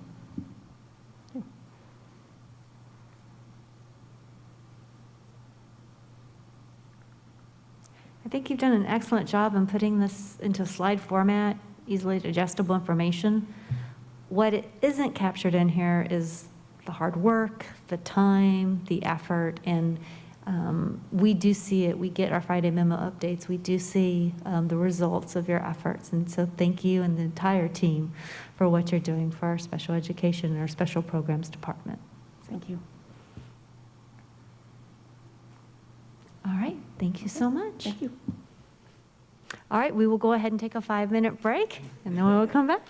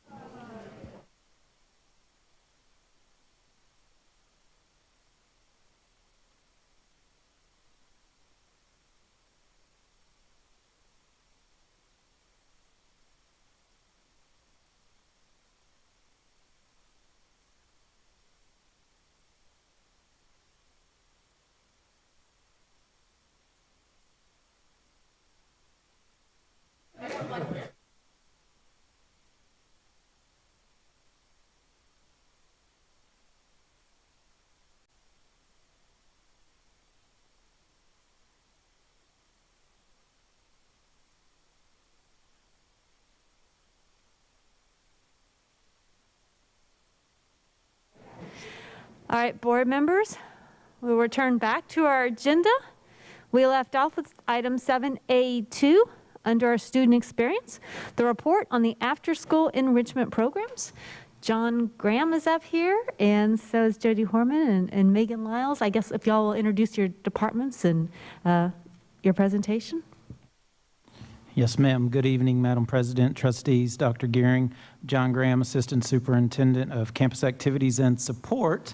And you will get to hear this evening from Megan Lyles. She is our Assistant Fine Arts Director and After School Enrichment Director. I'm not sure her actual title, but she works in those two programs mainly. I apologize, Megan. She does everything. And then Jody Horman is our Senior Executive Director of Campus Activities. And so I will kick us off tonight as we talk about the work that we have done this year in after-school enrichment and kind of preview of what it will potentially look like next year. We knew going into a COVID year we would not be able to offer the same opportunities for our students with in-person after-school enrichment. After-school enrichment was new to the Campus Activities Department when we reorged back in December of 2019. After-school enrichment came over to our department from School and Community Relations. One of the goals that we had was to really look into the program and find areas of growth. And so myself and Jody and Peter Warshaw spent time last spring visiting with our elementary principals. We were not able to get to all of our elementary principals. We were able to get to most, but as we were shut down for COVID, we did not get to finish those tours. One of the main themes that came out of those visits was the opportunities and access to the programs for all students. And we realized quickly that we had some areas of growth in being able to provide opportunities for students throughout the entire district. And one of the factors for that access was finances. And so we've been working and researching, well, really Megan and Jody's been working and researching to find those areas of improvement. And we have done some things this year that we were able to give some opportunities for students. And so I'm going to turn it over to Megan to talk about those opportunities for this year. Got to push the button. Good evening. So as John said, when Jody and I sat down to really think about what after-school enrichment could look like, we knew that our number one goal was to provide access to all of our students. And we knew that money and paying for registration was a huge piece of that. So we started thinking outside of the box. What could we do to reach not only in this unique year our students who are in person, but also our students who are virtual learners? So jump ahead. So we decided to have everything, all of our classes for ASC through Google Classroom. We offered everything asynchronously. And because of the budget, we were able to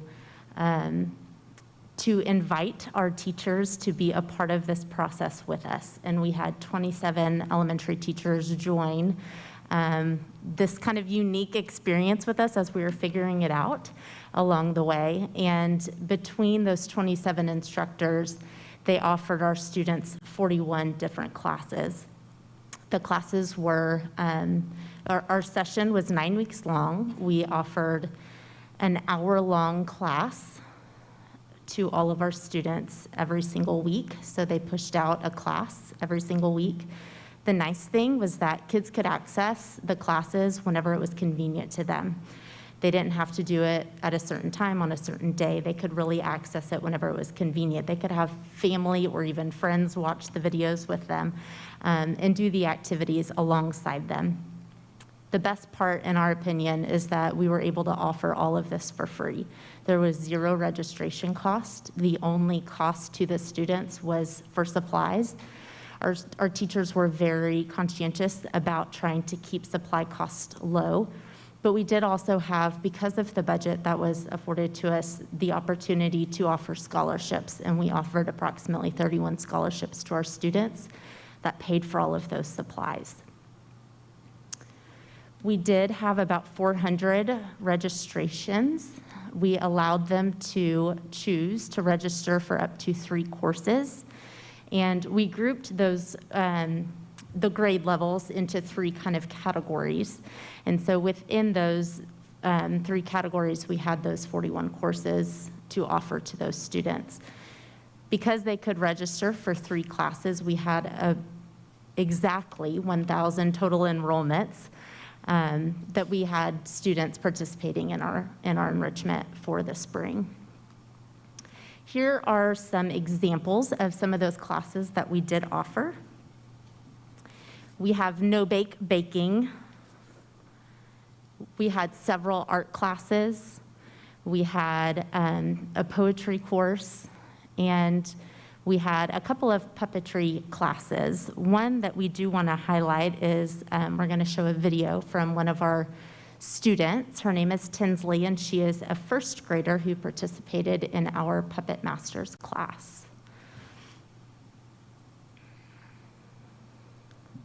Hi, my name is Tinsley Hamilton, and I did your puppet class, and this is my puppet.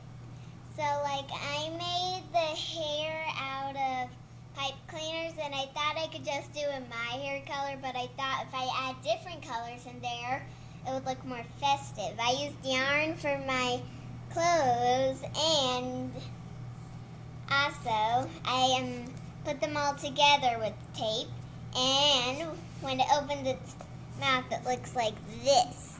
I add a little tongue to it. And then that's all, so I hope you like my puppet. Bye! So as you can see, we were thrilled when we got to see some of the submissions that our kids, just the interaction that they had with our teachers. They learned the platform, and I do want to give, I know Jody and I both want to give a big thank you to our teachers who embarked on this journey with us. We were thankful that we were able to pay them to do this and provide them supply money. So we were able to compensate them for the time, but provide this really enriching experience for our students. All right, so looking ahead, taking what we learned from our asynchronous courses that we offered, combined with the information we got from principals pre-COVID when we were doing those tours, we're trying, what we're learning is if we truly wanted to have every student be able to access after-school enrichment activities, there's going to have to be variety. There's not going to be a cookie-cutter program that's going to cover it all. So if you'll bear with us, we've got some ideas. This is kind of what we're thinking moving forward, that we believe will give every kiddo that is interested an opportunity to have some sort of enrichment activity to be a part of.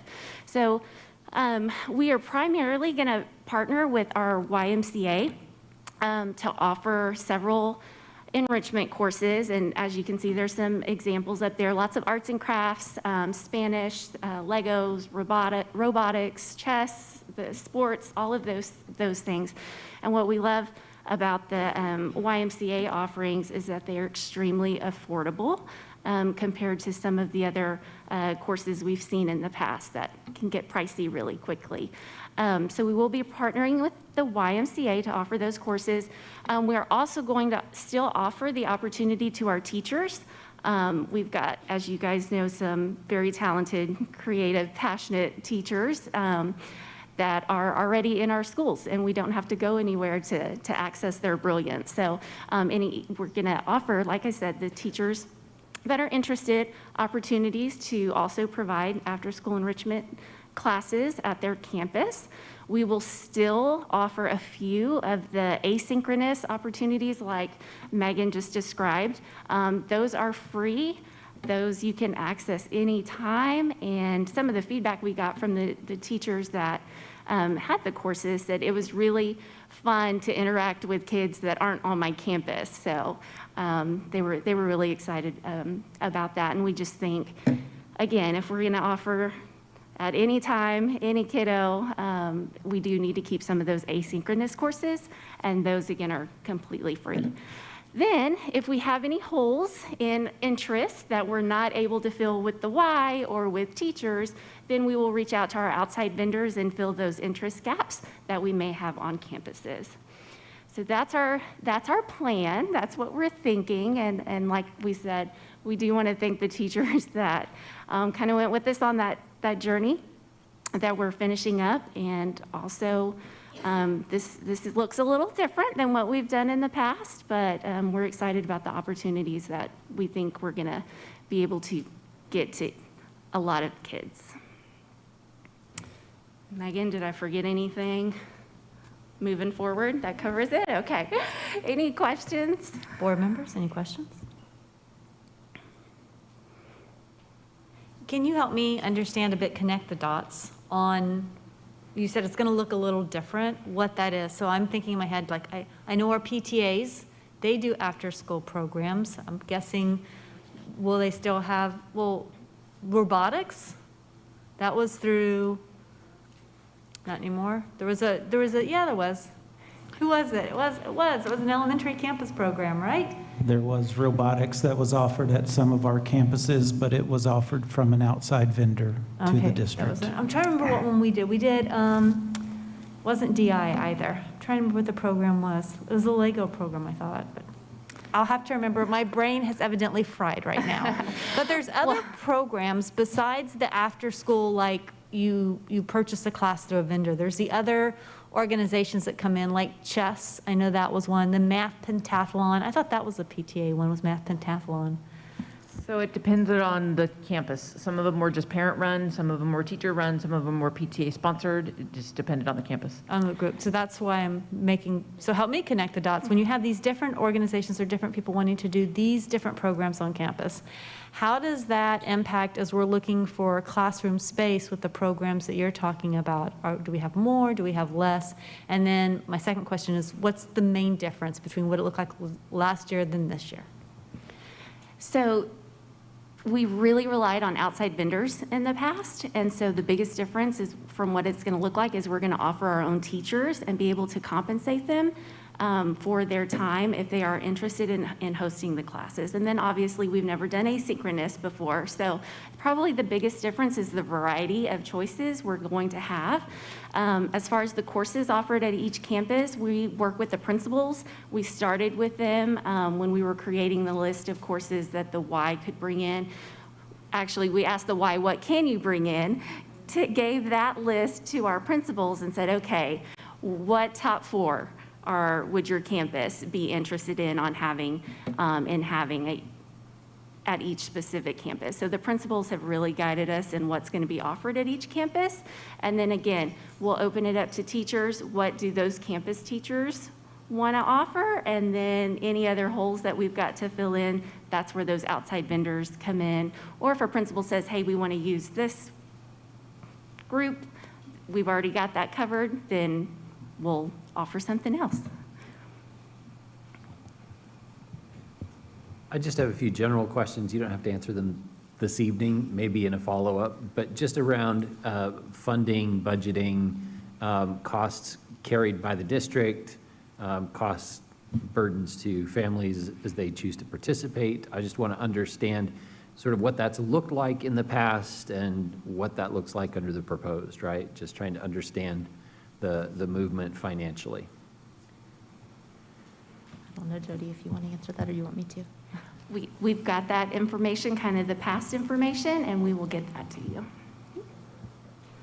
And if at some point we could get a follow-up on just, as we just now discussed, how programs might be either through PTA or parent or teachers, and then we have our district offering things, to have a better idea of what does this look like on the campuses?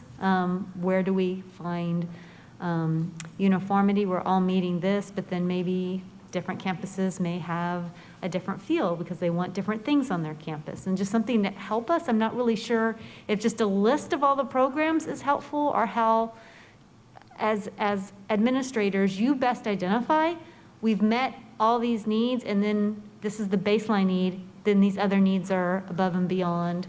They capture a niche for this campus. So I'm not sure how to identify that, and it might just be a list, but I'd like to just follow up later to make sure I have a better handle on the different programs that are out there for our kiddos. I lied, I do have one other question. Well, I'll just spit it out. Is there room for other third-party vendors to continue to offer these after-school enrichment programs like we've used in the past? Or the reason I ask is I know that the relationship with third-party vendors is always a little bit challenging, right? And there's also the aspect of if you allow one vendor to offer a program, how do you say no to another vendor, and how do you choose which vendors can participate? And so I'm just trying to understand how the primary partnership with the Y affects our willingness or our openness to partner with other third parties who might be interested in offering something, and maybe they can only do it on one campus. And so just trying to understand that context. And that has been one of the biggest pieces of discussion that we have had, is that we have had relationships with some outside vendors over the years, and they have done some very good things on our campuses with our students. And so our purpose in moving to some uniformity around the district so we can open up access is not to create a system where we create some other inequities where we can't offer other programs that outside vendors may have offered in the past. And so we want to continue to work with different organizations to help fill those gaps, because we know just in our conversations with the YMCA, our teachers and others, that there are certain things that we can't offer that vendors have offered in the past. And we know that there are certain campuses that they have been on those campuses for many years, and so that's why you still see in our plan for next year is to continue those opportunities, to continue those partnerships, and really, if you look at our district and you speak to the principals, there are some of our campuses that do not have any after-school enrichment programs at all. And so through this but there are interests, and so through this, we're just trying to create a plan where we can close that interest gap and provide opportunities. And that's why you don't see one sole provider of district, YMCA, teachers, asynchronous. We are trying to create a system that's going to close all those gaps and provide opportunities. And if we need to continue to partner with outside vendors, then we will do that to meet our students' needs.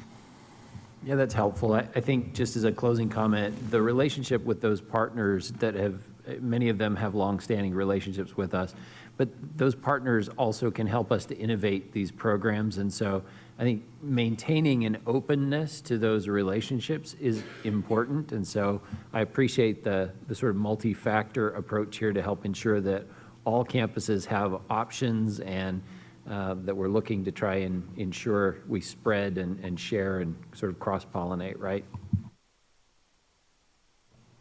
Well, I have to apologize because I don't think I'm nearly as excited as I should be.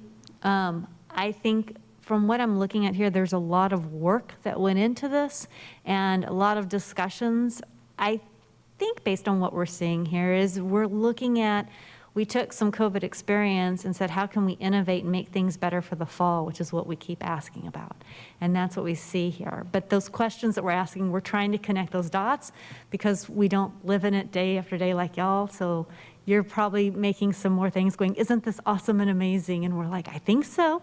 But anyhow, thank y'all so much. I think the more we can offer our kiddos, these after-school enrichment programs are tremendous. And I love the fact that we've been able to maybe diversify and offer more opportunities through asynchronous that we wouldn't have found out about otherwise. So thank y'all for that work and behind the scenes and just a lot of lifting to get us to this spot. So thank you.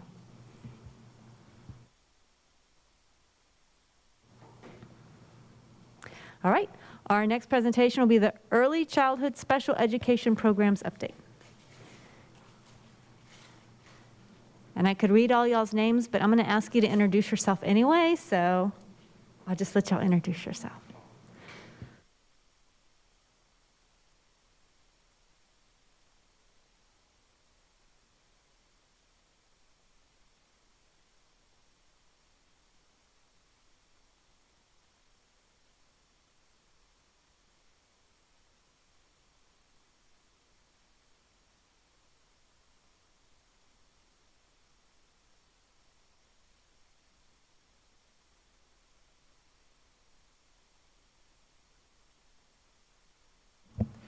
Good evening.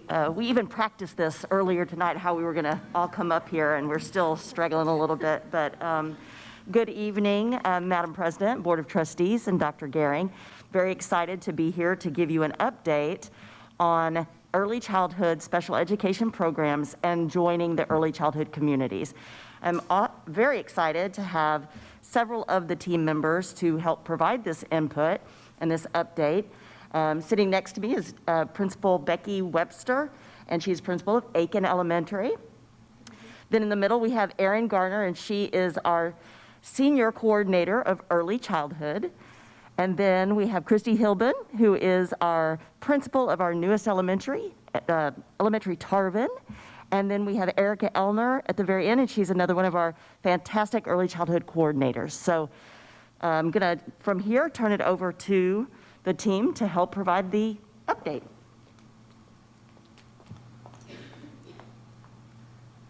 All right, all these buttons are new to me, so thank you so much for allowing us the opportunity to come tonight and talk about the early childhood special ed updates and communities.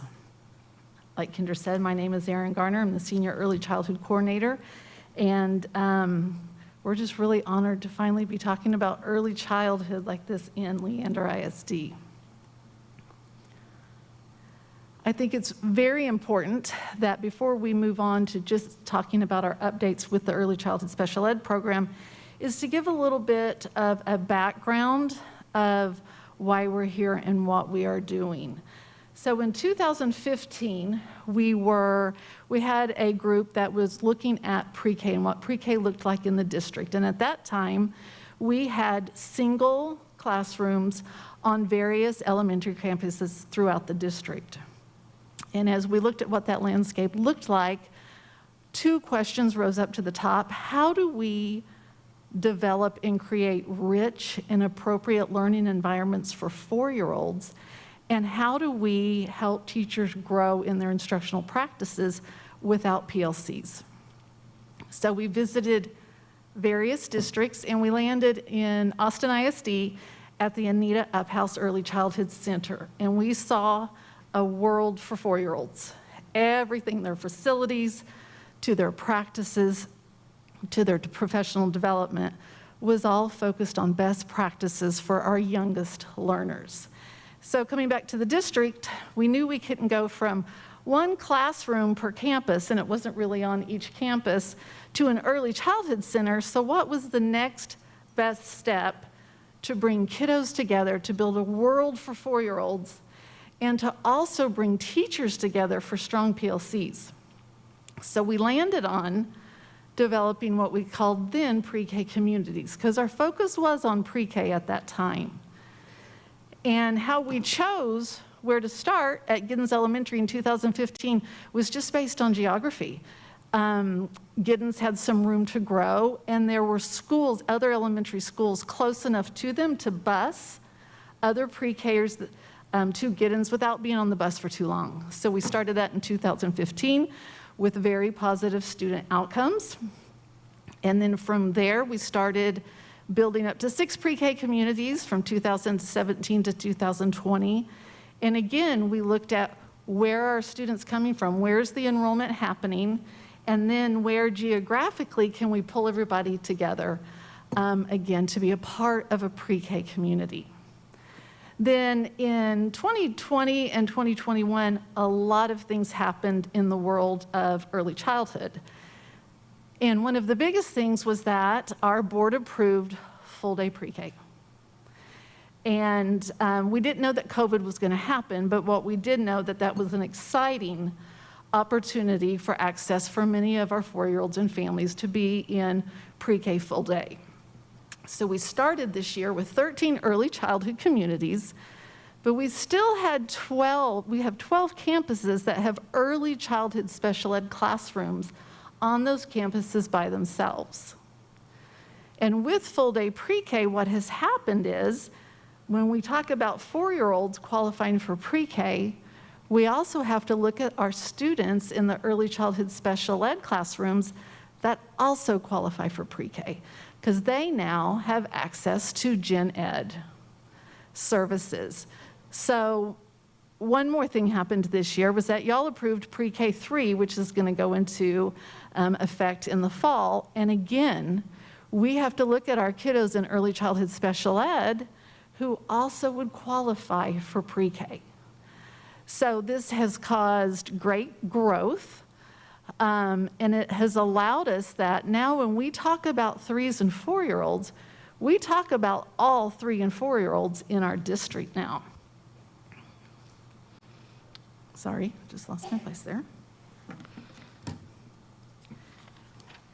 What we currently have is, especially our families who are on one of the 12 campuses without a pre-K, they're having to deny pre-K services because it's not on their campus. So as we continued, as we looked forward with what we started in 2015, with pre-K in mind, it's now how do we form early childhood communities? We've got to bring everybody together throughout the district, all of our 3s and 4-year-olds, so we can build these very rich, inclusive, and collaborative environments so that we can best serve all of our 3s and 4s. So this year, that's when we started looking at how do we bring those other 12 campuses into our early childhood communities. So our goals, what are our goals for early childhood communities? There's quite a few of them, but the 3 big ones are inclusion. We want to provide options and opportunities for every ELE and every ESLE student, as well as we want our 3 and 4-year-olds who are in pre-K to have more peers to learn with and interact with. We also want true collaboration, gen ed and special ed, early childhood teachers learning and working together and serving all 3 and 4-year-olds. And then, of course, to optimize our resources. In the world of early childhood, we have stuff. That's the beast of early childhood. We have to have an appropriate environment and appropriate resources and facilities for our early childhood special ed kiddos and the 3s and 4s in pre-K. We need to be able to optimize our resources. And we're doing a much better job of this when we're on communities.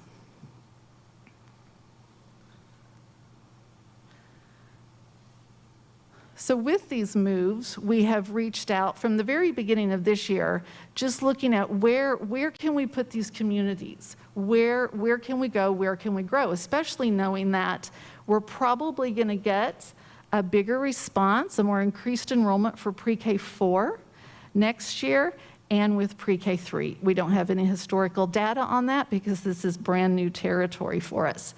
So we have been working with facilities, we've been looking at demographer reports, we've been talking with principals, again, and transportation. Where can we grow?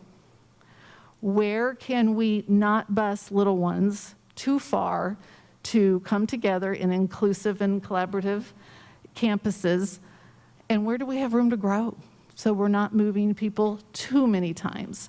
So we have reached out to families, especially the families who are impacted by those moves.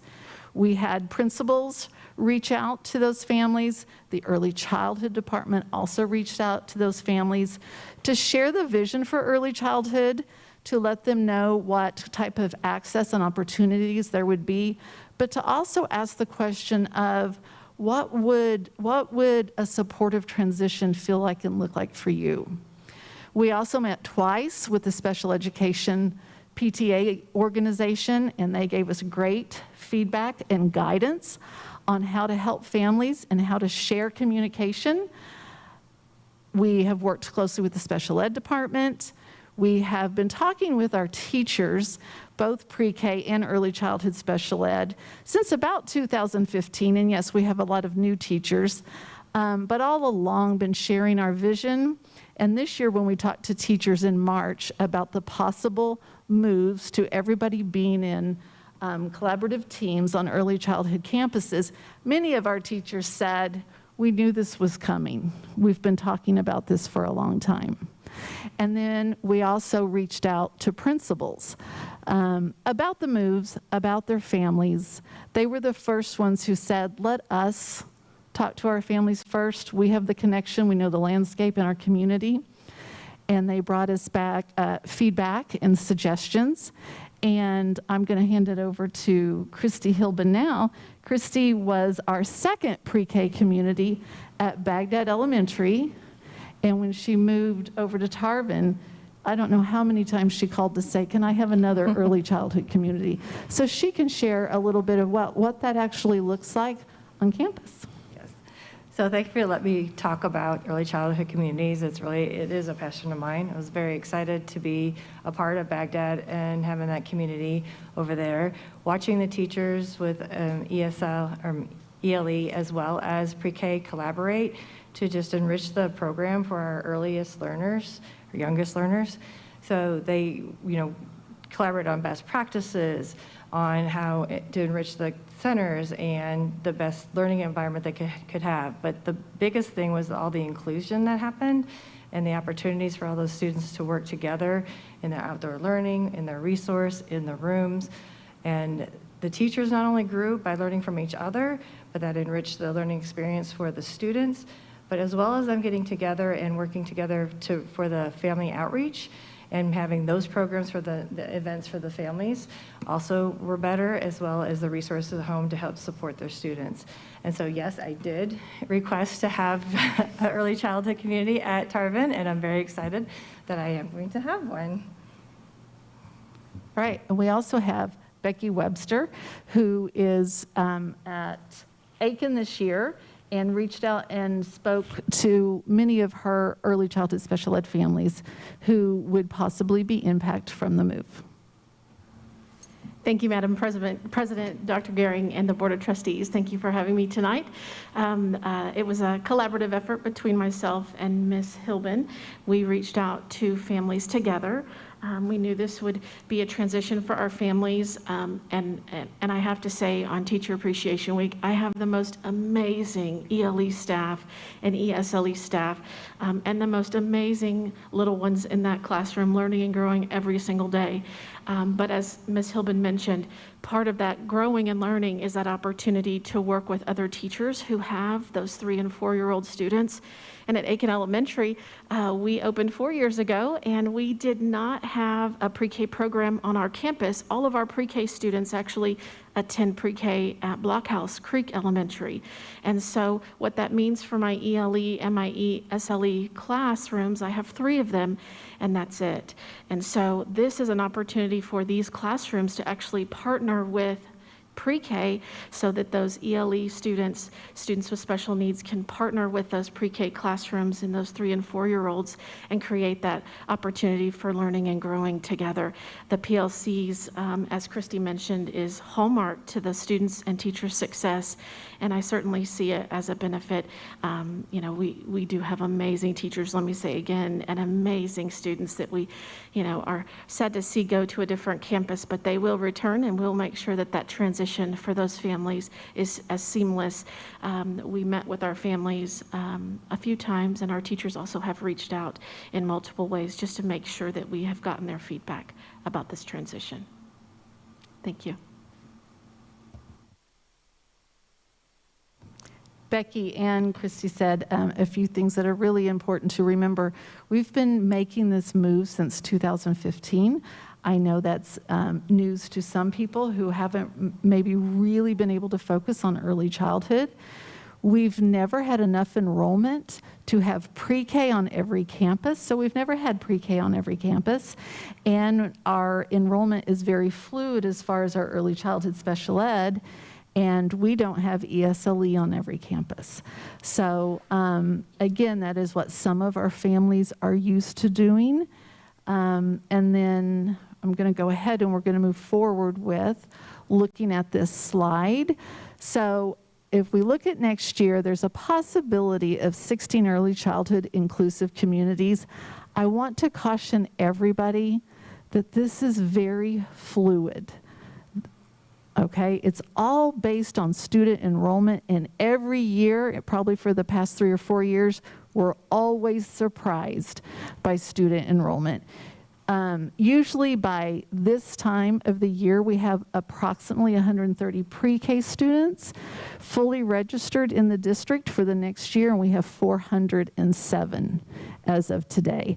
So it's very fluid. Again, we work with facilities, the demographer, transportation. Where can we grow inclusive communities for 3s and 4-year-olds to be with their peers who are other 3 and 4-year-olds, and teachers be able to get enriched collaborative environments.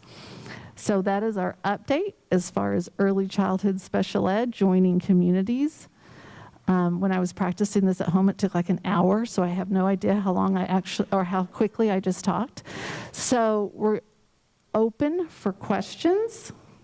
Board members, any questions? Real quick, does this plan, if all 16 happen, will there be any reduction in staff as we currently have those ELE, ESLE teachers?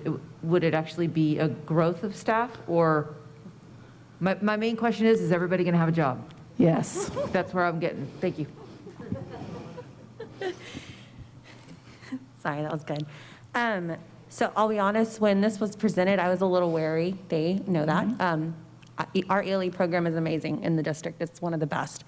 I think my only question I have is the facility part. That's like where I'm really zoning in on, is how are we going to ensure that these facilities of these campuses are going to be updated to help our little ones? Because I'm all for this vision. I got to spend a morning with Aaron, and I'm excited. Like, this is what this team is going to do for our early childhood is going to be phenomenal, and it's going to really show in the next 5 to 10 years. But facilities, what are we going to do? I'm thinking like playgrounds, I'm thinking restrooms, I'm thinking, ELE classrooms. Some of our students have, potty training issues. Some of them need that assistance. So what does that look like without putting the burden on the principal? So that is a great question, and I would like y'all to know that this team actually presented in front of the CFAC, the Citizens Facility Advisory Council Committee, to look at early childhood, and it was a great opportunity.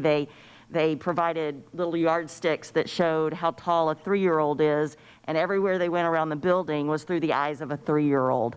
So, and it was really interesting that from all those meetings, that you would see the people bring them back to the new, a different school that we were going to be touring. So it has been presented and discussed. We have had a couple of campuses put in specific requests for retrofitting, and what's great about this and having a committee is that they are the ones that are talking about it and trying to decide what's the best recommendation. Is it retrofitting, knowing that it's fluid and we can have groups pop up at different schools? Is it something that we want to recommend early learning centers? And so they're really struggling with how to recommend that. And so it's kind of fascinating to watch them come to some consensus on what would be the best path. So stay tuned for that. I think that we have had 3-year-olds on our campuses. We have access to toilets and changing tables, and some principals are already have a plan using facilities rooms that they didn't normally use for that. And so they're making it work, but I think we do want to think about what is the best scenario for our earliest learners. So that's in CVAC, and I'm hoping that they'll bring some recommendations to you. And again, to remember that, we've been doing this since 2015, right? We've had 3s and 4-year-olds in this district for a long time, and our teachers are rock stars. And we have early childhood specialists now, and we have early childhood coordinators now, and we're working really closely with amazing principals who love 3s and 4-year-olds. And we'll deal with the facilities as they are now, as we always have, and we'll do it really well, but it is exciting to look forward to the future and see what we could build. For transition, and y'all, I'm sure I've already discussed this in depth, do y'all have, is there going to be like a program or a checklist to be able to help with the transition? Is it an individual, like there's somebody on each team to help with a kiddo for a transition, or is it by role, like this principal and this principal? So I'm just curious as to what things are in place to actually address transition.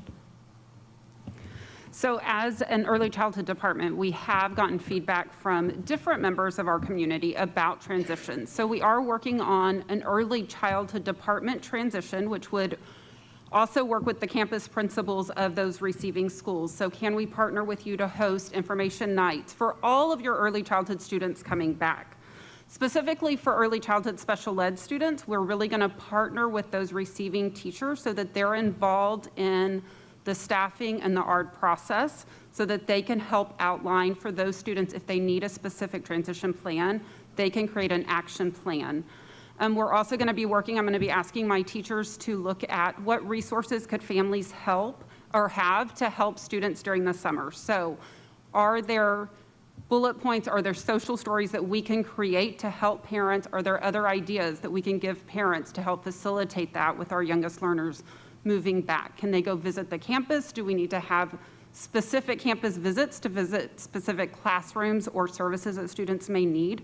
So for our early childhood special ed classroom, it really will be that ARD committee outlining any specialized transition services that they need, in addition to a collaborative and overarching transition plan for all of our early childhood students. So I have reached out to the special education PTA asking for parent feedback on what would a transition look like for your family, and can you help give us feedback on our plan so that it is seamless. I've also asked teachers who are interested if they would like to give feedback on what that transition plan could look like from a teacher's perspective. So that is a work in progress as we move through the summer and looking forward to next year, because we have early childhood special ed students that are transitioning into our program throughout the year. So also just looking at really right now, what are we doing that works, and then where are those breakdowns and how can we make that better for all of our families transitioning into our services, but also moving back to their home campuses. So. And the question of transition it's a big one. We sit on a PLC with TEA in regards to pre-K3, but anytime we're talking early childhood, we're talking about what do transitions look like, right? And transitions they're not a one-time event. They're when you're in a program, as you move through a program, and when you leave a program. So yes, we are developing those on what it could look like on even a grander scale, and that includes how do we welcome 4-year-olds coming into school, right, from maybe an area child care center, and then especially understanding that some of our kiddos in early childhood special ed need a very detailed transition plan. So we're excited for our work that's coming our way. Thank you. Well, as y'all continue to progress and get more of your plans in detail, please feel free to send stuff to us in our Friday memo. Thank y'all so much. Thank you for your all support.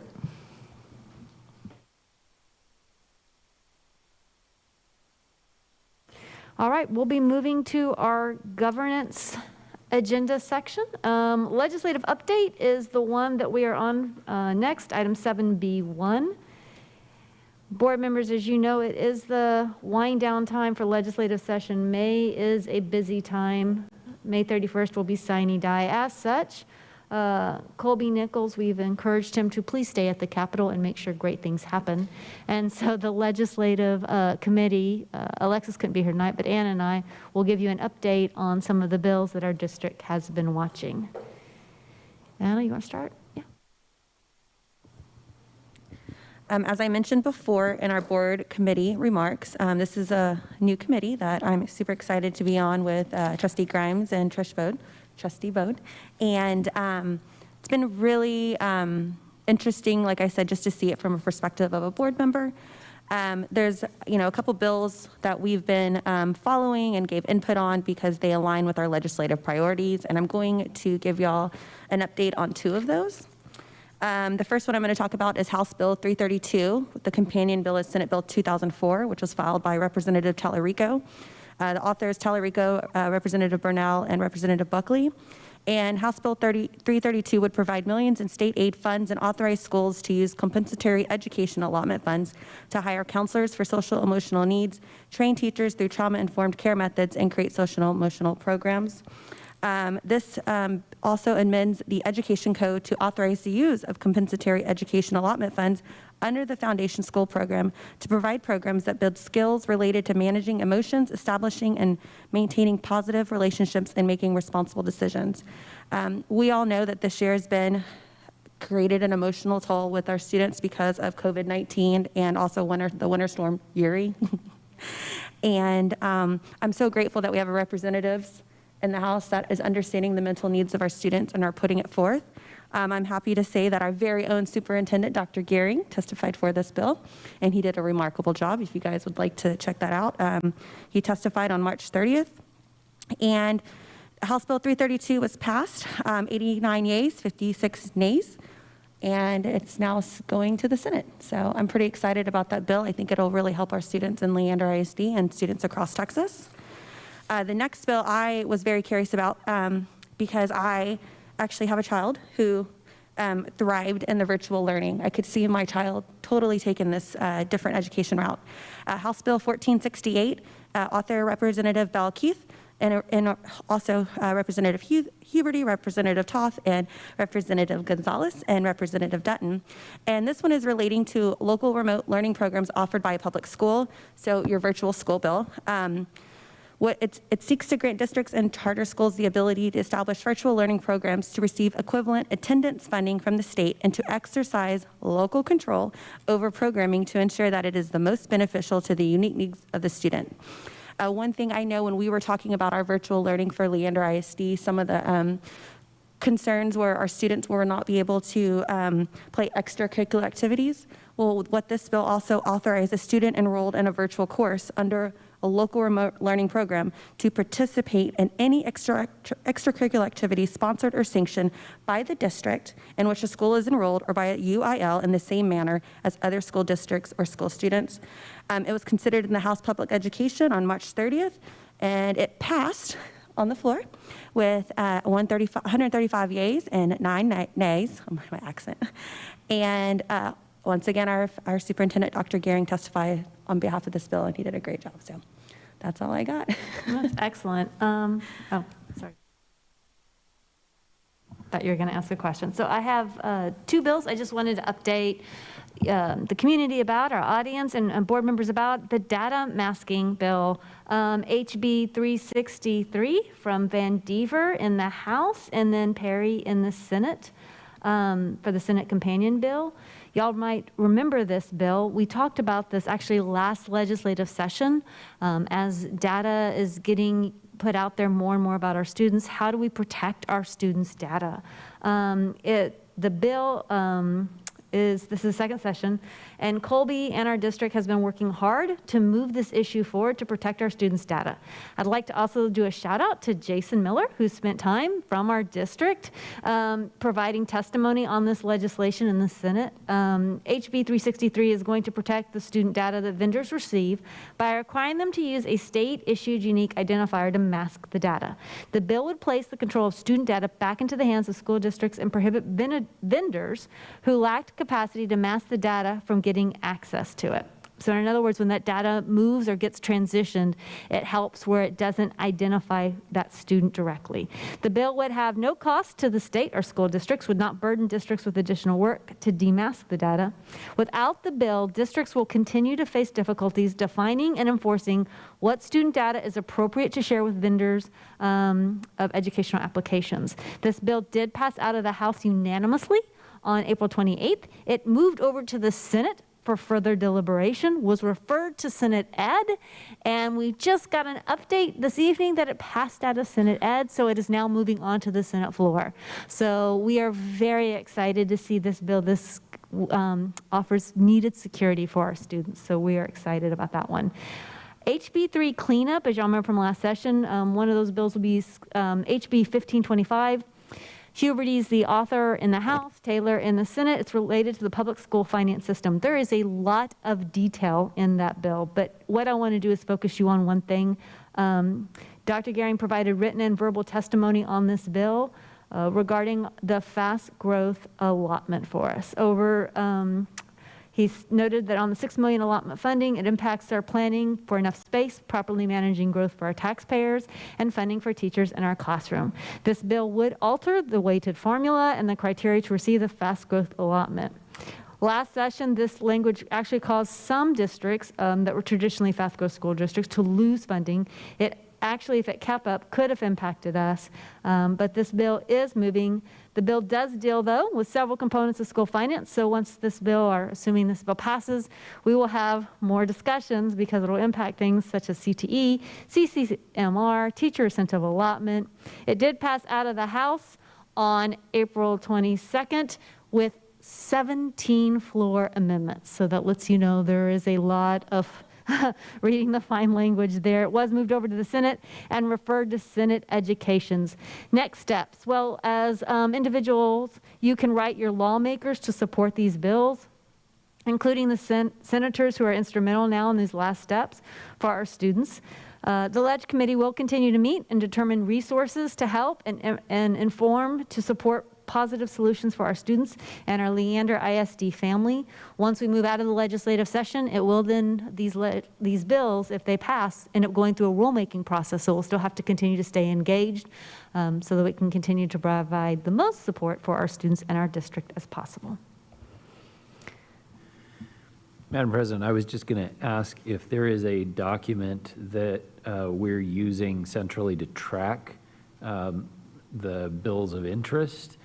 Might be a useful resource for board members as we keep an eye on certain issues at the tail end of the session here. I like that idea because then it gives other trustees a chance to weigh in on what is important for our district. So we do have in our Slack the bill tracking report, so it has the update, but it contains all the bills in education. I bet we could go ahead and refine that list now that we're getting this close. I think that's excellent timing and a great idea to bring up. Dr. Gehring? Yeah, one of the things that I asked Colby to prepare this week was just an update on the bills that are moving on our legislative priorities list. And so I'll have that and I'll put that in the Friday memo tomorrow. Is this something we could put on the website so our parents that are interested could also weigh in and see which bills that they need to be calling? I love that suggestion, Jim. Again, we're 30 minutes from the Capitol. The more power we have for our voice down there, the better. I love these suggestions. And also, y'all did notice the update in the federal stimulus. Trustees and our community's been active in voicing our support for federal stimulus dollars, making it into our education. So that's also been positive results of getting information out there and getting people up at the Capitol. All right, without further ado, we'll move on to I'm sorry, I'm rushing. Any questions? Okay, we'll move on to item 7B2, discussing nominations for Region 13, Position C, seat of the TASBY Board of Directors. Dr. Gehring, I guess you're presenting this one. Yes, ma'am. Thank you, Madam President. As you can see, there are quite a few documents inside your packet related to this, but very simply, we have the opportunity as a Board of Trustees to nominate a district trustee for the Region 13 Position C seat on the TASBY Board of Directors. This position currently held by Verna Jean Mott for Pflugerville ISD, and she's reached her term limit, so she'll be coming off for sure at the end of Convention 21. The term of this position is 3 years, beginning at the close of the 2021 annual TASBY Convention, and then expiring after Convention in 2024. A TASBY director represents Region 13 on the board in this case. And as you can see, of course, this is Position C, so there's more than one board member for Region 13 as a whole. Guiding the organization to ensure that the association fulfills its mission to provide advocacy, visionary leadership, and high-quality services. And so the board has the opportunity, if they choose, to nominate one of the board members for this position. And then you'll just note at the bottom of that letter that this is the call for nominations right now. There will be an endorsement period later on, starting in July and running through August. where the board will actually be able to advocate for whoever is running for that position, whether that's a member of our board or a member of neighboring district's board. So there is a process involved. There are lots of details in the attachments in the packet, and so I referred back to you, Madam President, for nominations. What do you anticipate in terms of timeline for action on nominations? So we do have it for nominations up tonight. I'm sure that I'm not actually 100% sure of. The nomination form and complete candidate forms are due to TASBY no later than Wednesday, June 30th. So we do have some time. Right, and it's posted for discussion tonight, not for action. And so I'm just trying to understand if there's an anticipated timeline for decision and action. So as long as we can do it before June 30th, we do have a board meeting on June 24th, so that would be the latest time that we could do that. Trish, has anyone spoken about interest in this specifically at CTSBA? Yes, I've had 2 trustees reach out. I'm also on the TASBY LAC group, and a couple of trustees had asked me also if I was going to be throwing my hat in the ring, and I am not going to be throwing my hat in the ring. I think I have enough in bandwidth to do. But I've already had 2 excellent trustees from CTSBA reach out. Ed Navarrete from Florence ISD is interested in pulling together information, so I anticipate y'all may be seeing a biography from him before too long. And then our other one is Brian Holbeck, and he's from Thaw ISD, and he's also interested. They're both active members of CTSBA and supporting Texas education. And they're all Region 13 as well? They're all Region 13, and they're graduates of TASBY. So, okay. But that's the only ones who've reached out to me so far. I anticipate as we get closer to time, we may be seeing additional letters that trustees will be sending out. So if you know of any trustees who are interested, let me know. So, all right. We'll move on to our next item. 7B3, consider approval of the Texas Association of School Boards initiated localized policy update 116 with additional district changes to policies FFAC local and GKA local. Sean, you've gotten some questions, so we're just going to let you lead off with the presentation. It's been an active day. So as you'll recall, we discussed these proposed changes at our last board meeting. Really this morning, there was a flurry of some questions about the proposed changes in FFAC that came from the community, and you heard some of that reflected in some of the public comment this evening. To summarize, the 2 main components that I saw in those communications, one was an implication that the district was hiding the ball, not showing all the changes that were proposed. Frankly, I don't quite understand where that one's coming from. The materials were all posted in your board book last week. They're in the board book tonight. All of the proposed strike-throughs and additions underlined were in those materials. So it may have been just people didn't know quite where to look for those on board book or how to access that. And if there are issues with that, then maybe we can deal with that in another venue. The other main issue that was brought up was concern from parents who believe that this change in policy is somehow abrogating or revoking parental rights. And that's simply untrue. It's not the intent of the change, first of all. And secondly, not having the language in your policy doesn't necessarily mean that those rights aren't still existent. Additionally, when the committee met with the district nurse as our subject matter expert on this particular policy, she assured us that these changes would have no effect on the current practices, which are already in procedure and in the forms that are available on the district website.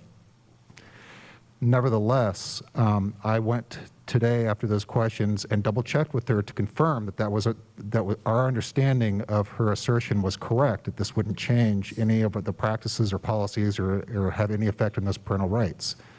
She confirmed that that is absolutely true. She also, though, stated that if the board wished to, they could leave the policy as it is. It still would have no effect on the current practices. The practical effect in that, though, just for your consideration this evening, is that the TASBY's recommendation for these deletions was more about practical efficiency, and that there were a lot of administrative details that were encapsulated in policy. And if we ever have a call from Texas Department of Health Services that we need to, for whatever reason, update those practices to align with their guidance, it would require the entire policy to come back to the board. And as you know, that's a lengthy process, so that potentially slows that down. Now, that's not fatal to leaving the policy as is. That's just the risk. The proposal as it stands just provides a little more flexibility for those types of administrative details to be changed with a little more rapidity. But I can tell you that as staff, we really are fine with either outcome. Of course, you will see in your board packet the draft motion, which includes the proposed update to FFAC with some minor changes to reflect delegation of duty to administer medications, just to make sure that that part is very clear from a legal standpoint. However, we would not have any problem if you decided in your deliberations and in your vote tonight to exclude FFAC from that update and leave it as is. And so for what it's worth, I leave that to you as a board to deliberate and decide. And board members, before we get into questions, just the policy committee and Gloria and Aaron, y'all looked at this closely and in depth. So if y'all have a hankering or a one direction or any other information to help, let us know. Yeah, for my part, I think I personally overlooked the language that folks have commented on in the last 24 hours. I think our review of this particular policy section was focused on some of the other changes and some of the additions and modifications to policy language. For my part, I'm sympathetic to some of the concerns that have been expressed in the last 24 hours. And so I think based on Sean's explanation, I think there are opportunities for us to compromise on that language in this policy section. And so I would encourage us to take one more pass at FFAC, and I think we can make adjustments that will satisfy everybody. In the meantime, I think we can take action on the remainder of the policy update. So that's my 2 cents. I agree. I think that sounds fair. The parts that we focused on didn't include, we weren't looking in detail at that, and I can see how that might bring up some concerns, and if it doesn't really harm or hurt the policy either way, if we can build some trust and kind of garner some support and just modifying that a bit, I don't see any reason why we shouldn't do that. So just so everybody here and everybody watching is clear, these changes and the strike through and the removal about the concerns we heard tonight, this was driven by TASBY legal policy, correct? This wasn't our school nurse saying, hey, we should get rid of this, right? I want to make sure that you're correct. Those were just TASBY recommendations in order to tighten up that policy. And frankly, our nurse is fine with the changes. She's also fine if we leave it as is. Yeah, I just want to make sure that she doesn't receive any undue notifications about that. And I appreciate Gloria and Aaron's willingness to say, hey, let's take another look at FFAC. That would be where I would want to go as well. So I just need a motion then. Oh. Well, I was just going to kind of echo what Jim said. As long as, Nurse Wickets isn't going to get any fallback, and it's not going to hurt us in any way. It's a net gain 0. I mean, half a dozen of one and 6 of the other. So to switch gears, my question is in regard to GKA local, the off-campus activities. There's a lot of off-campus activities like PTA boosters. Are we going to require someone at every single event, an employee? GKA is really focused, I think, on athletic events, and we talked with Jody about those, and she said that we actually already have procedures in place to meet those requirements, so we felt comfortable with moving forward with that recommendation. Okay, thank you. Madam President, I move that we adopt the local board policy update number 116 with additional district changes to policy GKA local as presented and accepting FFAC local for further review. I'll second. I have a motion from Aaron and a tie. Oh, okay, a second from Gloria. Any further discussion? And when y'all do look at the policy, if y'all would be sure to tie that in with whatever legal is when y'all go back. I think legal also answers some of the questions, but that way I might ask y'all. So I just want to make sure I understand how our legal and local are complementing each other. All right. Well, before we raise our hands or not, one of the citizens' comments tonight about the written form versus as an event happens, that's a very particular area that I would like for us to make sure that we're looking at as well when we go back and look at FFAC. Okay, policy committee, I bet you're already thinking about this stuff, though. You're going to do it very in-depth. All right, thank you. Awesome. All right, no more questions? Okay, let's do a vote then. All those in favor, please raise your hand. 6 ayes, no nays, motion carries. Thank you. Thank you. Thank you, Sean. And for answering questions so quickly today, too. Yeah, thank you, Sean. I appreciate that. All right, board members, we will now move on to our next agenda item.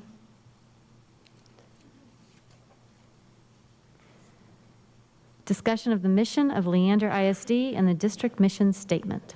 Last item in our governance this evening.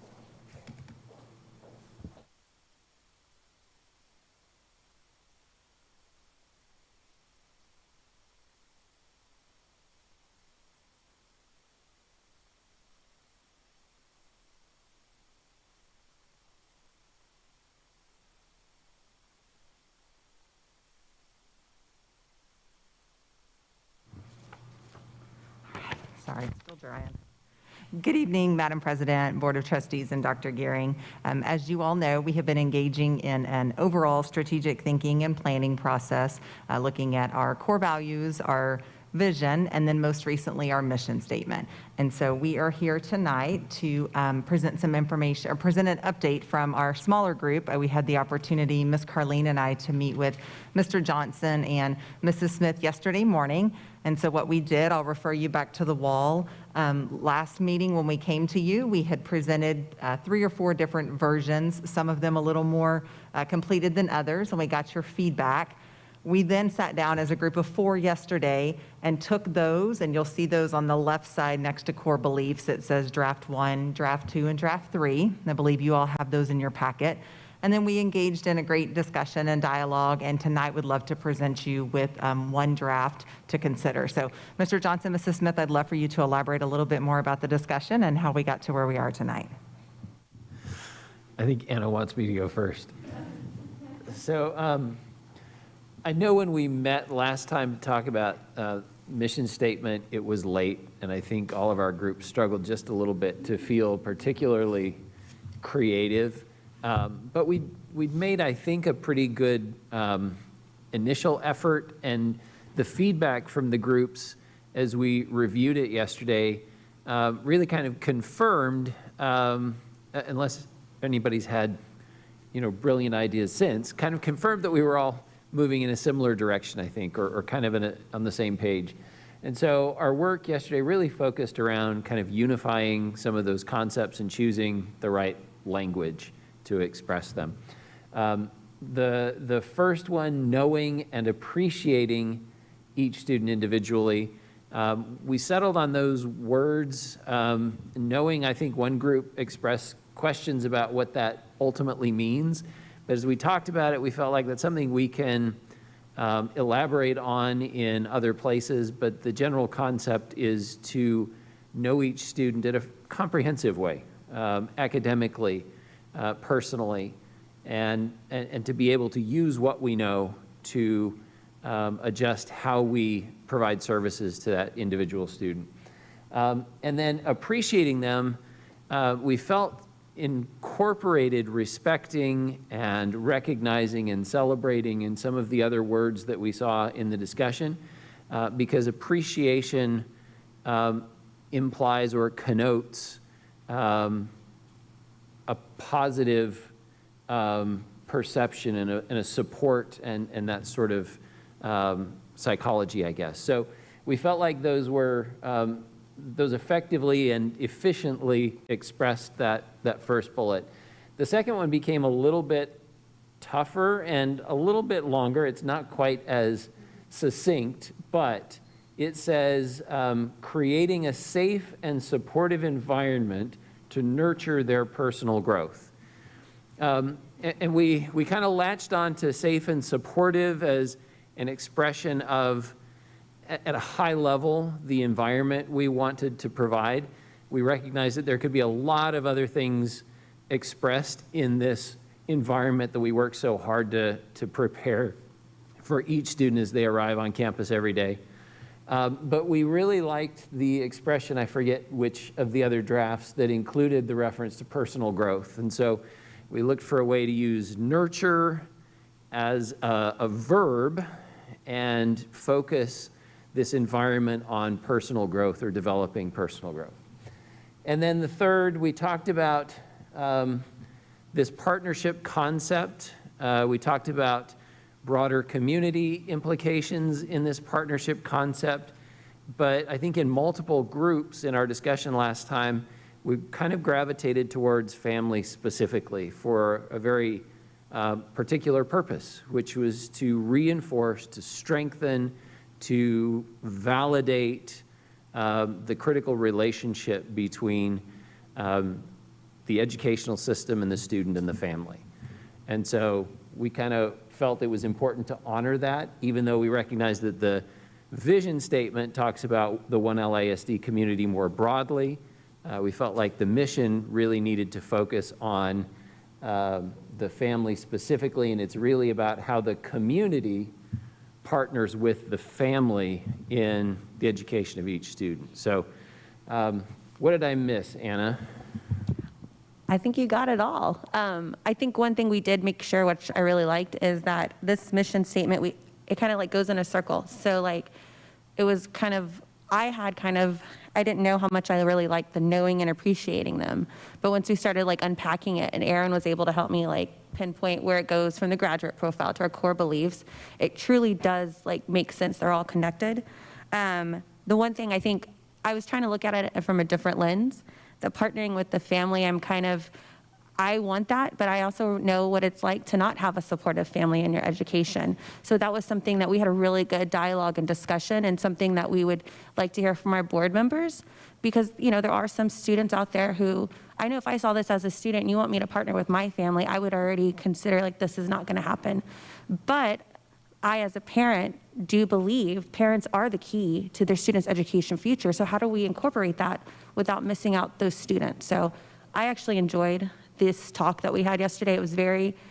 It makes me excited to see the direction we're going. But Aaron, you covered it all. So what we'd like to do at this time, if everybody wouldn't mind, and our cabinet members, is just have you get back in your groups for just a couple of minutes that you were in last week. Read through this one more time, and then give Aaron and Anna and Krista and I any last comments before ideally we would love to bring this to the board meeting next Thursday for approval. So we're looking for just any last comments, anything we need to think about, or any minor changes or tweaks. So if you would just come up for we'll take 2 to 3 minutes in small groups, and then we'll be finished. Thank you.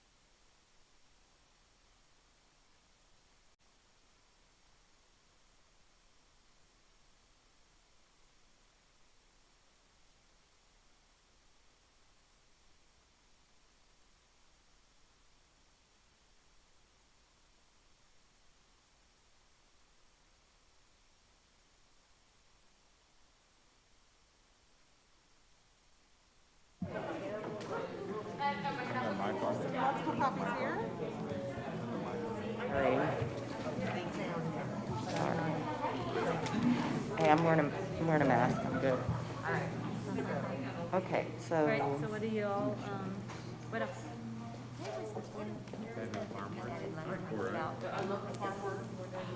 I left my notes at home. Matt came up with it, I remember, because he's in his handwriting. Where's he at? If he could join another team, but he's a band. I think he stepped down. I think he stepped down. I want to see.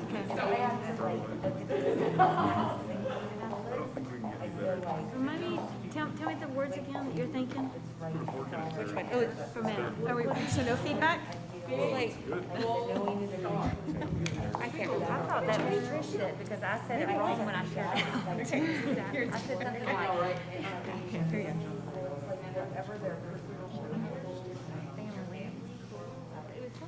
Oh, yeah. I like that too. You know, just some little tweak that I wrote it down. I wrote So like it, it resonates. Obviously, you like it. But I am. But I don't think it's. Right? Oh, well, it's all right. It's close enough. Sounds good, I Oh, there like it it is, too. partnering with our LISD families. Yes. Families. We're getting progressively earlier when we talk about this, right? I mean, I like that it's directly. Yes, it all goes together. Is the one we wrote? Is this the one? I feel like we wrote it. And so one thing I kept wondering, like, do we do family? Because we have LASD family here, we have family, but at the same time, like, you know, I feel like my LAC family would be you guys. Like, you guys aren't necessarily going to be consulting what's going on with our education teacher, but you have like that, you're assisting. I think this is the lens from the student. How are we going to grow each student? Striving for that Whereas individual. this is kind of like the and overall really belief, so supportive, all the safe, students together. and then Here's our the only thing I want to make families, sure we're is with the looking at personal growth, it's that seems to be a passion that lens. is that, Yes. but It's it almost is just there. looking Like, at if you know what personal growth is, We had just one. you know, I don't grow as a person if I'm not experiencing what I'm passionate about, right? So, That's critical. right, then I'm probably not going to professionally grow. I mean, if you can get the family, if they're engaged, you got a better successful student. So what do y'all think though, as far as these items? Or maximum, or start setting limits, yeah. All of these months of working on this were that alignment, right? Which is super My favorite is the second one, like, I wasn't going to give that up. And just the, and the nurture that kind of. And that allows that, just by saying that. It's all kind of going together, yep. Agreed. Go team. And what bothered me at the I mean, beginning I love was it, that I'll be honest with you. I think, there was I'm no just looking at it student from that different lens, that but. didn't have teachers in there. Exactly, exactly. By doing this. What do y'all think about He does these like that. pieces? What does this give us then? Like, how does this change? What would, You know, you can tell these things we kind have of this muffle as our anyway. responsibility. What is that? Anna did a I great, think that whole it's storyboard inclusivity. fits Each me. and every student. Put this together, then I feel I've got I'll say glorious to us. Personal growth, like meeting every kid where they are. Individualization. Yes, yes.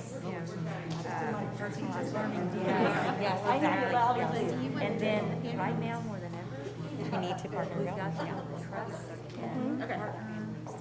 Those are. I think we all do.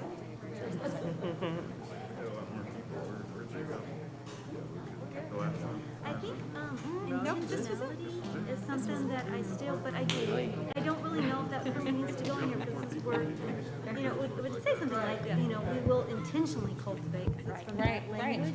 But it's something about, I think, When we get to our, like, the strategic plans, we have our priority areas and then our goals. Yeah. Just think about goals around. Oh, I like, yes, okay. and I don't, and we don't need to have necessarily the word intentional. I'm just thinking, for me, mentally, that's important to, when we think about author's intent, that intentionality of how do we build a system, how do we scaffold. All right, I think we have one group that might be finishing up, but what we'd love to do is start with group one over here and just kind of give us your thoughts and anything that we need to take away. I know Erin's in one group, Anna, myself, and then Krista was not able to be here tonight, but we'll be taking notes and taking that back, so. We talked a bit about some of the items that we've already worked through and the things that we're saying. What we liked about this one is we're looking at it through that student's lens. It's each and every student. What does that student need to be successful? And then we talked about how that would kind of, it necessarily wouldn't change, but how we would enhance things in the school, right? So it's about students feeling included. It is about doing that deeper learning. It's about including and building trust with our community or with their family, right? Reaching out to them. And then the last thing is I had made a statement, though, is intentionality. The word's not here, but when we think about like building intent, how do we intentionally go about cultivating these things? Do I get that all? Okay. Okay, so our group really thought it was very succinct. If you were to take that top one that says we will cultivate each individual student by, and using that middle bullet, creating a safe and supportive environment to nurture their personal growth, really talked about the personal growth and how important that is, that it doesn't set an expectation of any area, social, emotional, academic, but any area that they can show their own growth. And it can be whatever abilities that they have, it shows that they are going to grow. So very succinct by taking out those other two and just using that one in the middle.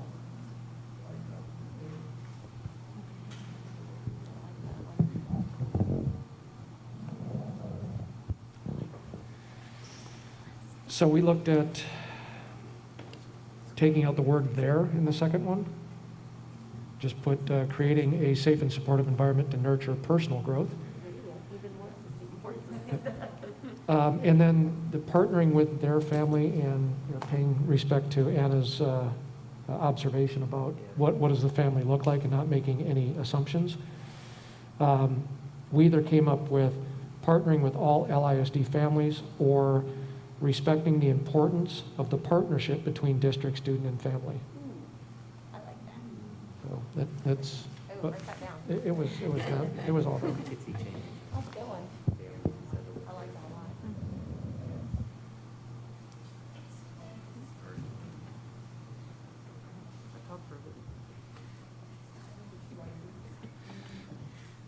So we believe firmly that we actually wrote this this mission statement in our group. So we really appreciated how it turned out. So we approve this message.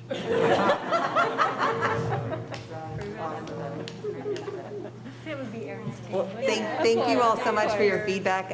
Aaron and Anna and Krista and I will get back together one more time and then bring a final statement for hopeful approval next Thursday, May 13th. Thank you. And if I could have your notes, that would be appreciated. Thank you, thank you. This was group 3. Group 1, perfect. I didn't write anything, I mean 2. sorry. Oh, you're wonderful. Thank you. No worries. Thank you. I'm going to turn that off. All right, board members, we'll move on. Thank you all so much for that presentation. We'll move on to item 7C, our operations. We'll go to 7C1, consider approval of the 2021-2022 total compensation plan.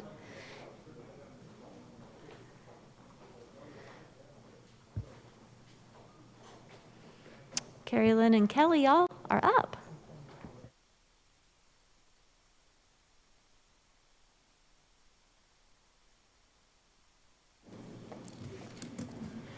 Good evening, Madam President, Board of Trustees, Dr. Gearing. We are returning again this week for possible action on this item. The information is in your packet as presented at the last meeting with no revisions. So our recommendation continues to be the 2% of midpoint increase with an optional 1%, as well as an additional one-time payment depending on the parameters that are set forth in the compensation plan. So that is where we remain on our recommendation. Happy to answer any questions, any additional questions. So when we vote, because this is up for a vote this evening, when we vote on this, if we read this motion this way, we're approving the 2% motion. And then is it a possible 1% and bonus based upon parameters that were already stated in the plan? Because I remember the plan had different options on parameters. So can you help clarify what are the parameters then? So we have the option 1, 2, 3, dependent on, and some of these parameters Elaine may need to weigh in on, but the additional 1% based on the the Coronavirus Response and Relief Supplemental Appropriations Act, dependent on enrollment. So the CFO would certify that the parameters were met and that the financial situation of the district was in a place where we could go ahead and make that additional 1% into, anywhere from June to into the fall. And then the one-time payment is also an option as well, dependent on those other parameters. So the motion, Kelly, if you could go into how the motion is written to cover those options. So if I could get, I'm just guessing, Elaine, if you want to try to step close, just in case. If not, we gave you a few extra steps. All So right, yes, Kelly. the motion is written so that the 2% increase is in the plan with our other recommendations, and then you have those options. Should any of those options be certified by the CFO, then it would be a total 1% more, a total of 3% that can happen at a later time. And then the one-time lump sum is on top of that, could also happen at a later time based on the same certification of the CFO. So we don't need to choose parameters tonight. Right. Right. Okay. Sorry, what do you mean when you say we don't need to choose parameters? Because the options are fairly explicit, right? Well, you don't have to choose an option. We've taken into consideration, we've written the plan such that it's all inclusive of all of the options which have parameters set. So you are voting on the parameters already set forth. That's a correct statement. But you're not choosing the option which parameter Correct. you're doing it. Correct. All right, if that's the case, I move that the Board of Trustees adopt the 2021-22 total compensation plan, which includes an initial 2% midpoint salary increase and other scale and stipend adjustments. The plan provides compensation increases for all employees, including those whose contracts for the 2021-22 school year began earlier than the date the final compensation decision is made, in an amount to be determined at a future date contingent upon available funds, and that is effective for work performed for the 2021-22 school or contract year as provided in the plan. I second. Have a motion from Gloria, a second from Christine. Oh, Anna, did you make it? Yeah, okay, then a second from Anna. Motion from Gloria, second from Anna. Should have looked up quicker. Are there any discussions? I think, Aaron, you had your light on. Yeah, I do. I was hoping that we could have a discussion before the motion, but it's okay either way. For my part, as I expressed previously, I'm a little bothered by all of the options and all of the extras. And the way that the motion is presented, all of us as trustees either vote for all of it or vote against all of it. And I want it to be clear that if that's the way the motion proceeds, I was going to recommend that maybe we sever the two so that we could talk about the 2% raise independently and then talk about the options as a separate motion or something like that. But if it proceeds the way that it has been placed by motion, just to anybody watching, if a trustee like me votes no on that motion, it's not because I don't want to give teachers raises and I don't support the 2%. It's because I have issues with all of the other stuff that comes behind it. And for my part, I recommend that we vote the raises that we can support today, and then for our next budget, we do what we can do with that budget cycle. That would be my preferred method for this. So those are my thoughts and my comments. If Gloria is willing to consider severing those two items, and if we have language that allows us to do that, that would be great. If not, I understand. I'll take that if I can. I thought that the way this language was written, that it's approving the 2% midpoint salary, and then these other options would still come back to us for a vote. And so I guess I thought that would take care of that, because I'm with you on that. Like, I want to have a discussion when it gets to that point. So help me understand the language if that's what it is. And if it's severing those two into two separate, then I would be completely fine with that as well, Aaron. if this language doesn't account for that, then I would be fine for doing that. Maybe a quick reply, and then I think Jim has a comment. I agree. I think the options give the board the option at a future time to take the action associated. My point is, if we're voting tonight on the 2% and the options, I would rather not worry about all of the options and all of the contingencies. I would rather remove them from our go forward, and we just have a compensation plan for this budget, and then we adopt a new compensation plan for the new budget without all of the options and contingencies. But agree that that's how the options would work, right?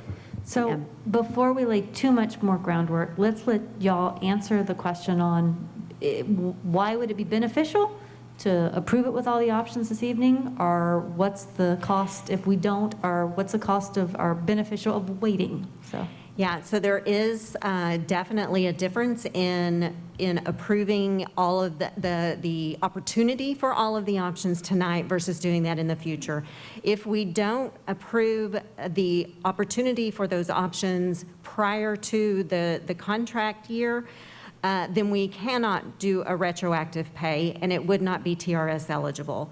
That is the main downside. What the compensation plan has to be put into place before that resignation, penalty-free resignation date for teachers, so that they know, what the opportunities are. So that is a very big point within this compensation plan. Now, we would bring, if we met the parameters in any of the options, we would bring that back to you. The one-time payment absolutely would be take board action.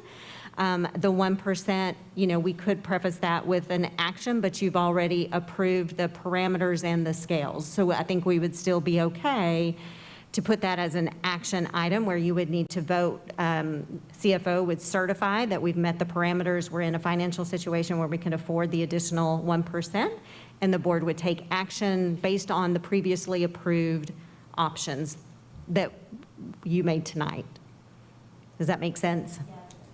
Yeah, I just want to add that these options give us the flexibility. As Carrie Lynn said, if you don't approve the comp plan with these options from the beginning, then throughout the year, you cannot do any additional compensation for employees, whether that be an additional raise or a one-time payment. And so this is simply asking for the option, the flexibility in the future to do more than what we're asking with the 2%.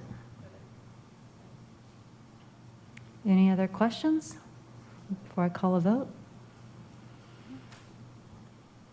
Given that information, then I'm not going to want to sever it. Before I was, open to that, but if it's just making sure that we have those options and availability to do that if we meet those requirements, then I want to make sure that we have those options available. Yeah, to be clear, my request was simply to break them into two motions, right? One is to adopt the 2% pay increase across the board, and then the second motion would be to adopt the optional 1% elements. But like I said, I'm comfortable proceeding either way. I just wanted to explain why a trustee like myself might vote no.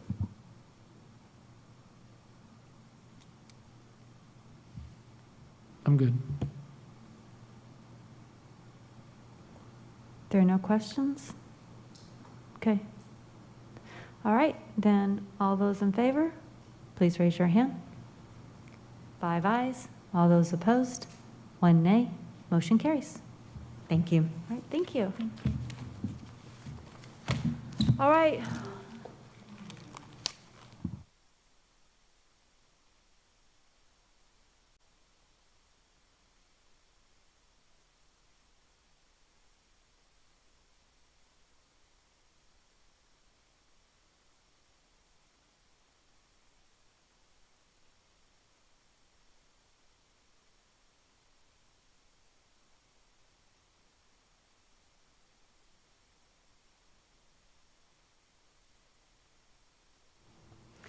All right, we'll move to consider approval to a call for a public meeting for the purposes of adopting the 2021-2022 budget and discussion of the proposed 2021 tax rate.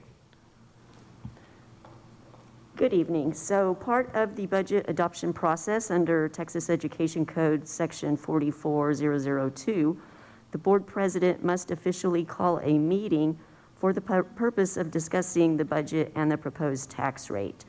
Our budget adoption is currently scheduled to occur on June 24th, and this would also be the evening of the public hearing. And so we're asking the board president to call that meeting through the motion. Also in this item for publication purposes, we do have listed to publish the maximum tax rate allowable so that we do not have to publish again. So that saves the district several $100s. Next meeting on May 20th, we will be looking at what our property values did and the compression that will occur on the tax rate due to the value growth. And so overall, we are anticipating a decrease in the total tax rate, but this rate would be published just to avoid the need to publish again this summer. This is standard practice where we always publish the higher rate, correct? Correct. With one caveat, maybe, I don't think in the past there's been any question about the M&O rate increasing. And so when we've published the highest rate, that was the current M&O rate and the current INS rate, right? So we weren't anticipating any increase in rate. I think what this shows is the potential to show an increase in rate, which is, I don't think, our expectation or our intention. You are correct. And when looking at this today, we did in the table put the maximum state compression rate. We will not be able to get there because our rate is currently 91.34. And so we could realistically publish our current rate and be okay if that is more comfortable for the board. That would be my recommendation, so that there's no expectation created that the rate might increase. I agree. And so of the three, we've got the 2020 tax rate, the maximum published, and then the projected adopted, that third section. Is that what we're looking at potentially for? I guess what I'm asking, those are the numbers that you're plugging into your proposed budget? We are using the 0.8247 for our budget preparation, correct? Got it. There is still the question of the disaster pennies that has not been resolved at the legislative level, and then we needed to have a discussion on the INS tax rate on the 20th as far as just the quarter-cent step down, or if we want to take that down further. Got it. And we are also including in the budget the adoption of that fifth Tier 2 penny. Madam President, I lost my motion. Hang on. I was going to ask before you start, if instead of saying the highest tax rate, then what is the language we need to do in there to talk about what we just did? I would just list publishing the current tax rate. Madam President, I moved that a meeting of the Board of Trustees called for 6:15 on June 24th, 2021 for the purpose of discussing and adopting the 2021-2022 budget and discussion of the 2021 proposed tax rate, and authorize the administration to publish the current tax rate allowed for the purposes of the notice of the public hearing. Did I do that correctly? Yes. I second. Motion from Jim, second from Gloria. Any other discussions? All those in favor, please raise your hand. 6 ayes, no nays, motion carries. All right, we're moving over to the next agenda item, discussion of the First Amendment note purchase agreement with the Wells Fargo Bank. So board members, if you'll recall, a few meetings ago, we had a discussion regarding the issuance of new money and the extension of the Wells Fargo program. This program is set to expire on June 30, and you have a draft of the amendments. The major change to the agreement is extending through September 30th of 2022. And then there is some legal language that was added due to legislative change from the time this agreement was first drafted. And so we're bringing you this draft this evening with approval to occur on the 20th to extend the Wells Fargo Commercial Paper Program through September 30, 2022.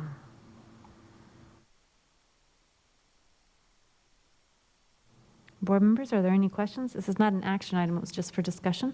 All right, if you have any other questions between now and then, please reach out to Elaine. We'll move on to discuss the demographic services bid award, 7C4.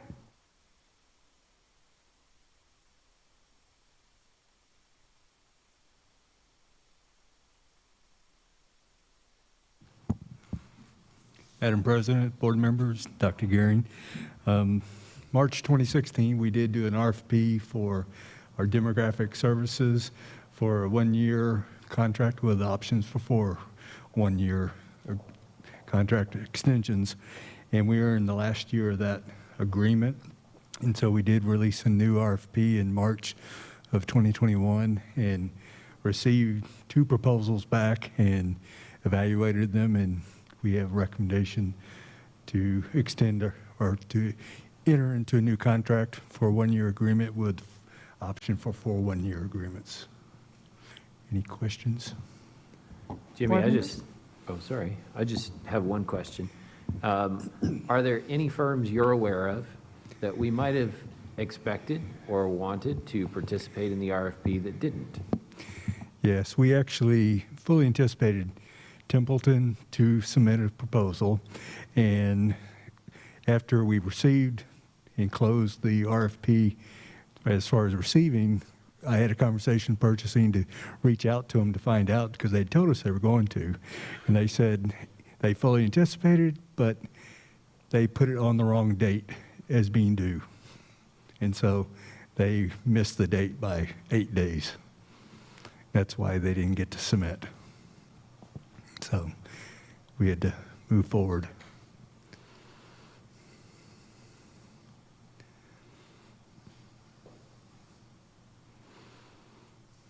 All right, well, if there are no other questions, we'll move on to our next item, the general construction update, 7C5. This has almost been like just a pre-recorded message from last month, as we are in pause until this summer. But I mean, Tarvin is moving along very well, and we continue to make progress, and carpet is starting to go in, and so it's getting there, and we still are anticipating to start receiving furniture in mid-June and then get staff in there right after 4th of July break.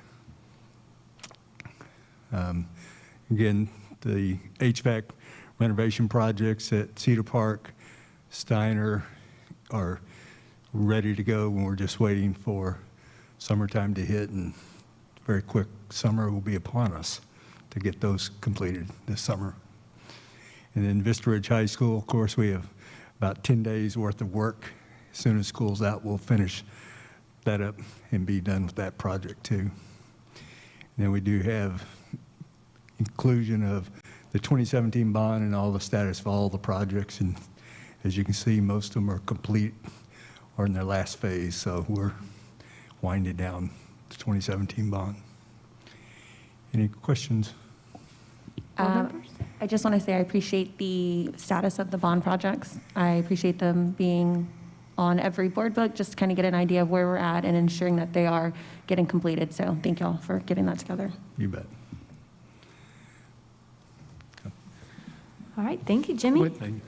Jim, I'm sorry, Jim has a question. I'm not sure if this question would fit under, I guess it would, general construction update. My question is about CC Mason. What is the latest on CC Mason, and have we changed direction at all with regard to CC Mason and their library? As far as the construction aspect, the stairwell is now re-sheetrocked, and they'll be finished with that project. I believe they're scheduled about 10 days out, and they'll be totally done within that stairwell. They've got to paint and tile the area, and then handrails. And we did do some air testing recently, but we won't get results till next week. Is air testing the same as mold testing? Yes. Got it. Thank you. If I may, can I go back to our prior item, the RFP? I just wanted to recommend that under the circumstances, maybe we consider putting this work out for RFP again in a year. I don't want to, well, I think there's potential value to the district in reviewing competitive proposals.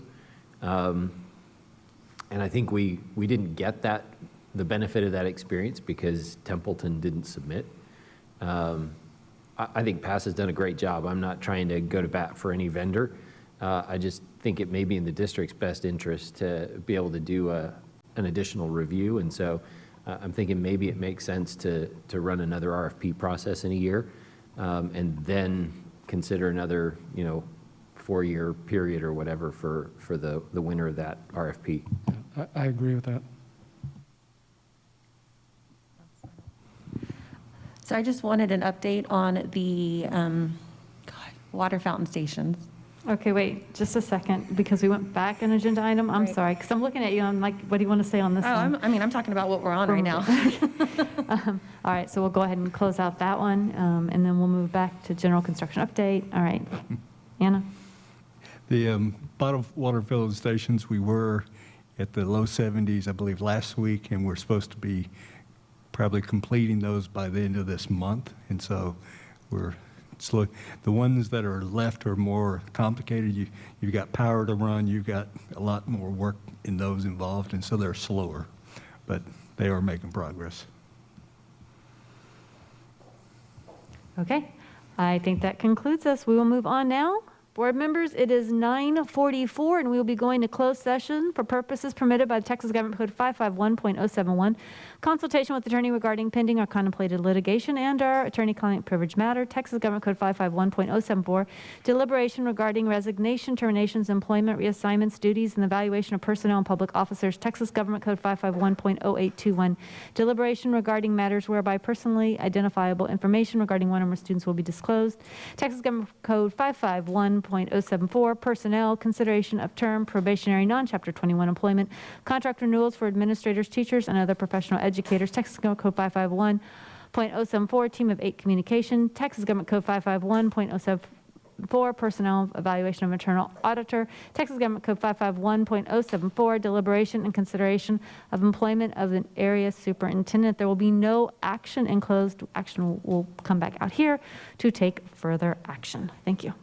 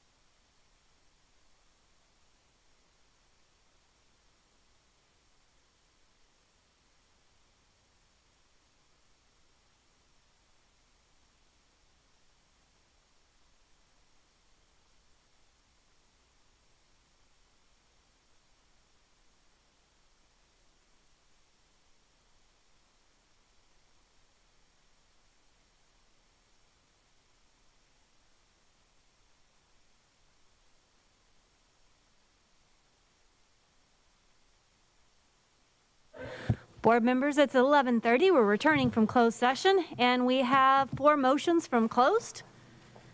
Who has the motions? I'm coming. I move that the Board of Trustees accept the recommendations for term, probationary, and non-chapter 21 for teacher contract renewals as presented in accordance with salary scales, policy, and contracts of Leander Independent School District for the 2021-2022 school year. Have a motion from Anna, second from Jim. All those in favor, please raise your hand. 6 ayes, no nays, motion carries. I move that the Board of Trustees accept the recommendations of Heather Sanchez for School Improvement Area Superintendent 1-year probationary employment contract for personal additions as presented in accordance with the salary scale, policies, and contract of Leander Independent School District for the 2021 and 2022 school year. Motion from Anna, second from Jim. All those in favor, please raise your hand. 6 ayes, no nays, motion carries. I move that the Board of Trustees accept the recommendations for teacher employment contract for personnel additions as presented in accordance with the salary scale, policies, and contract of Leander Independent School District for the 2021-2022 school year. Motion from Christine, another second from Jim. All those in favor, please raise your hand. 6 ayes, no nays, motion carries.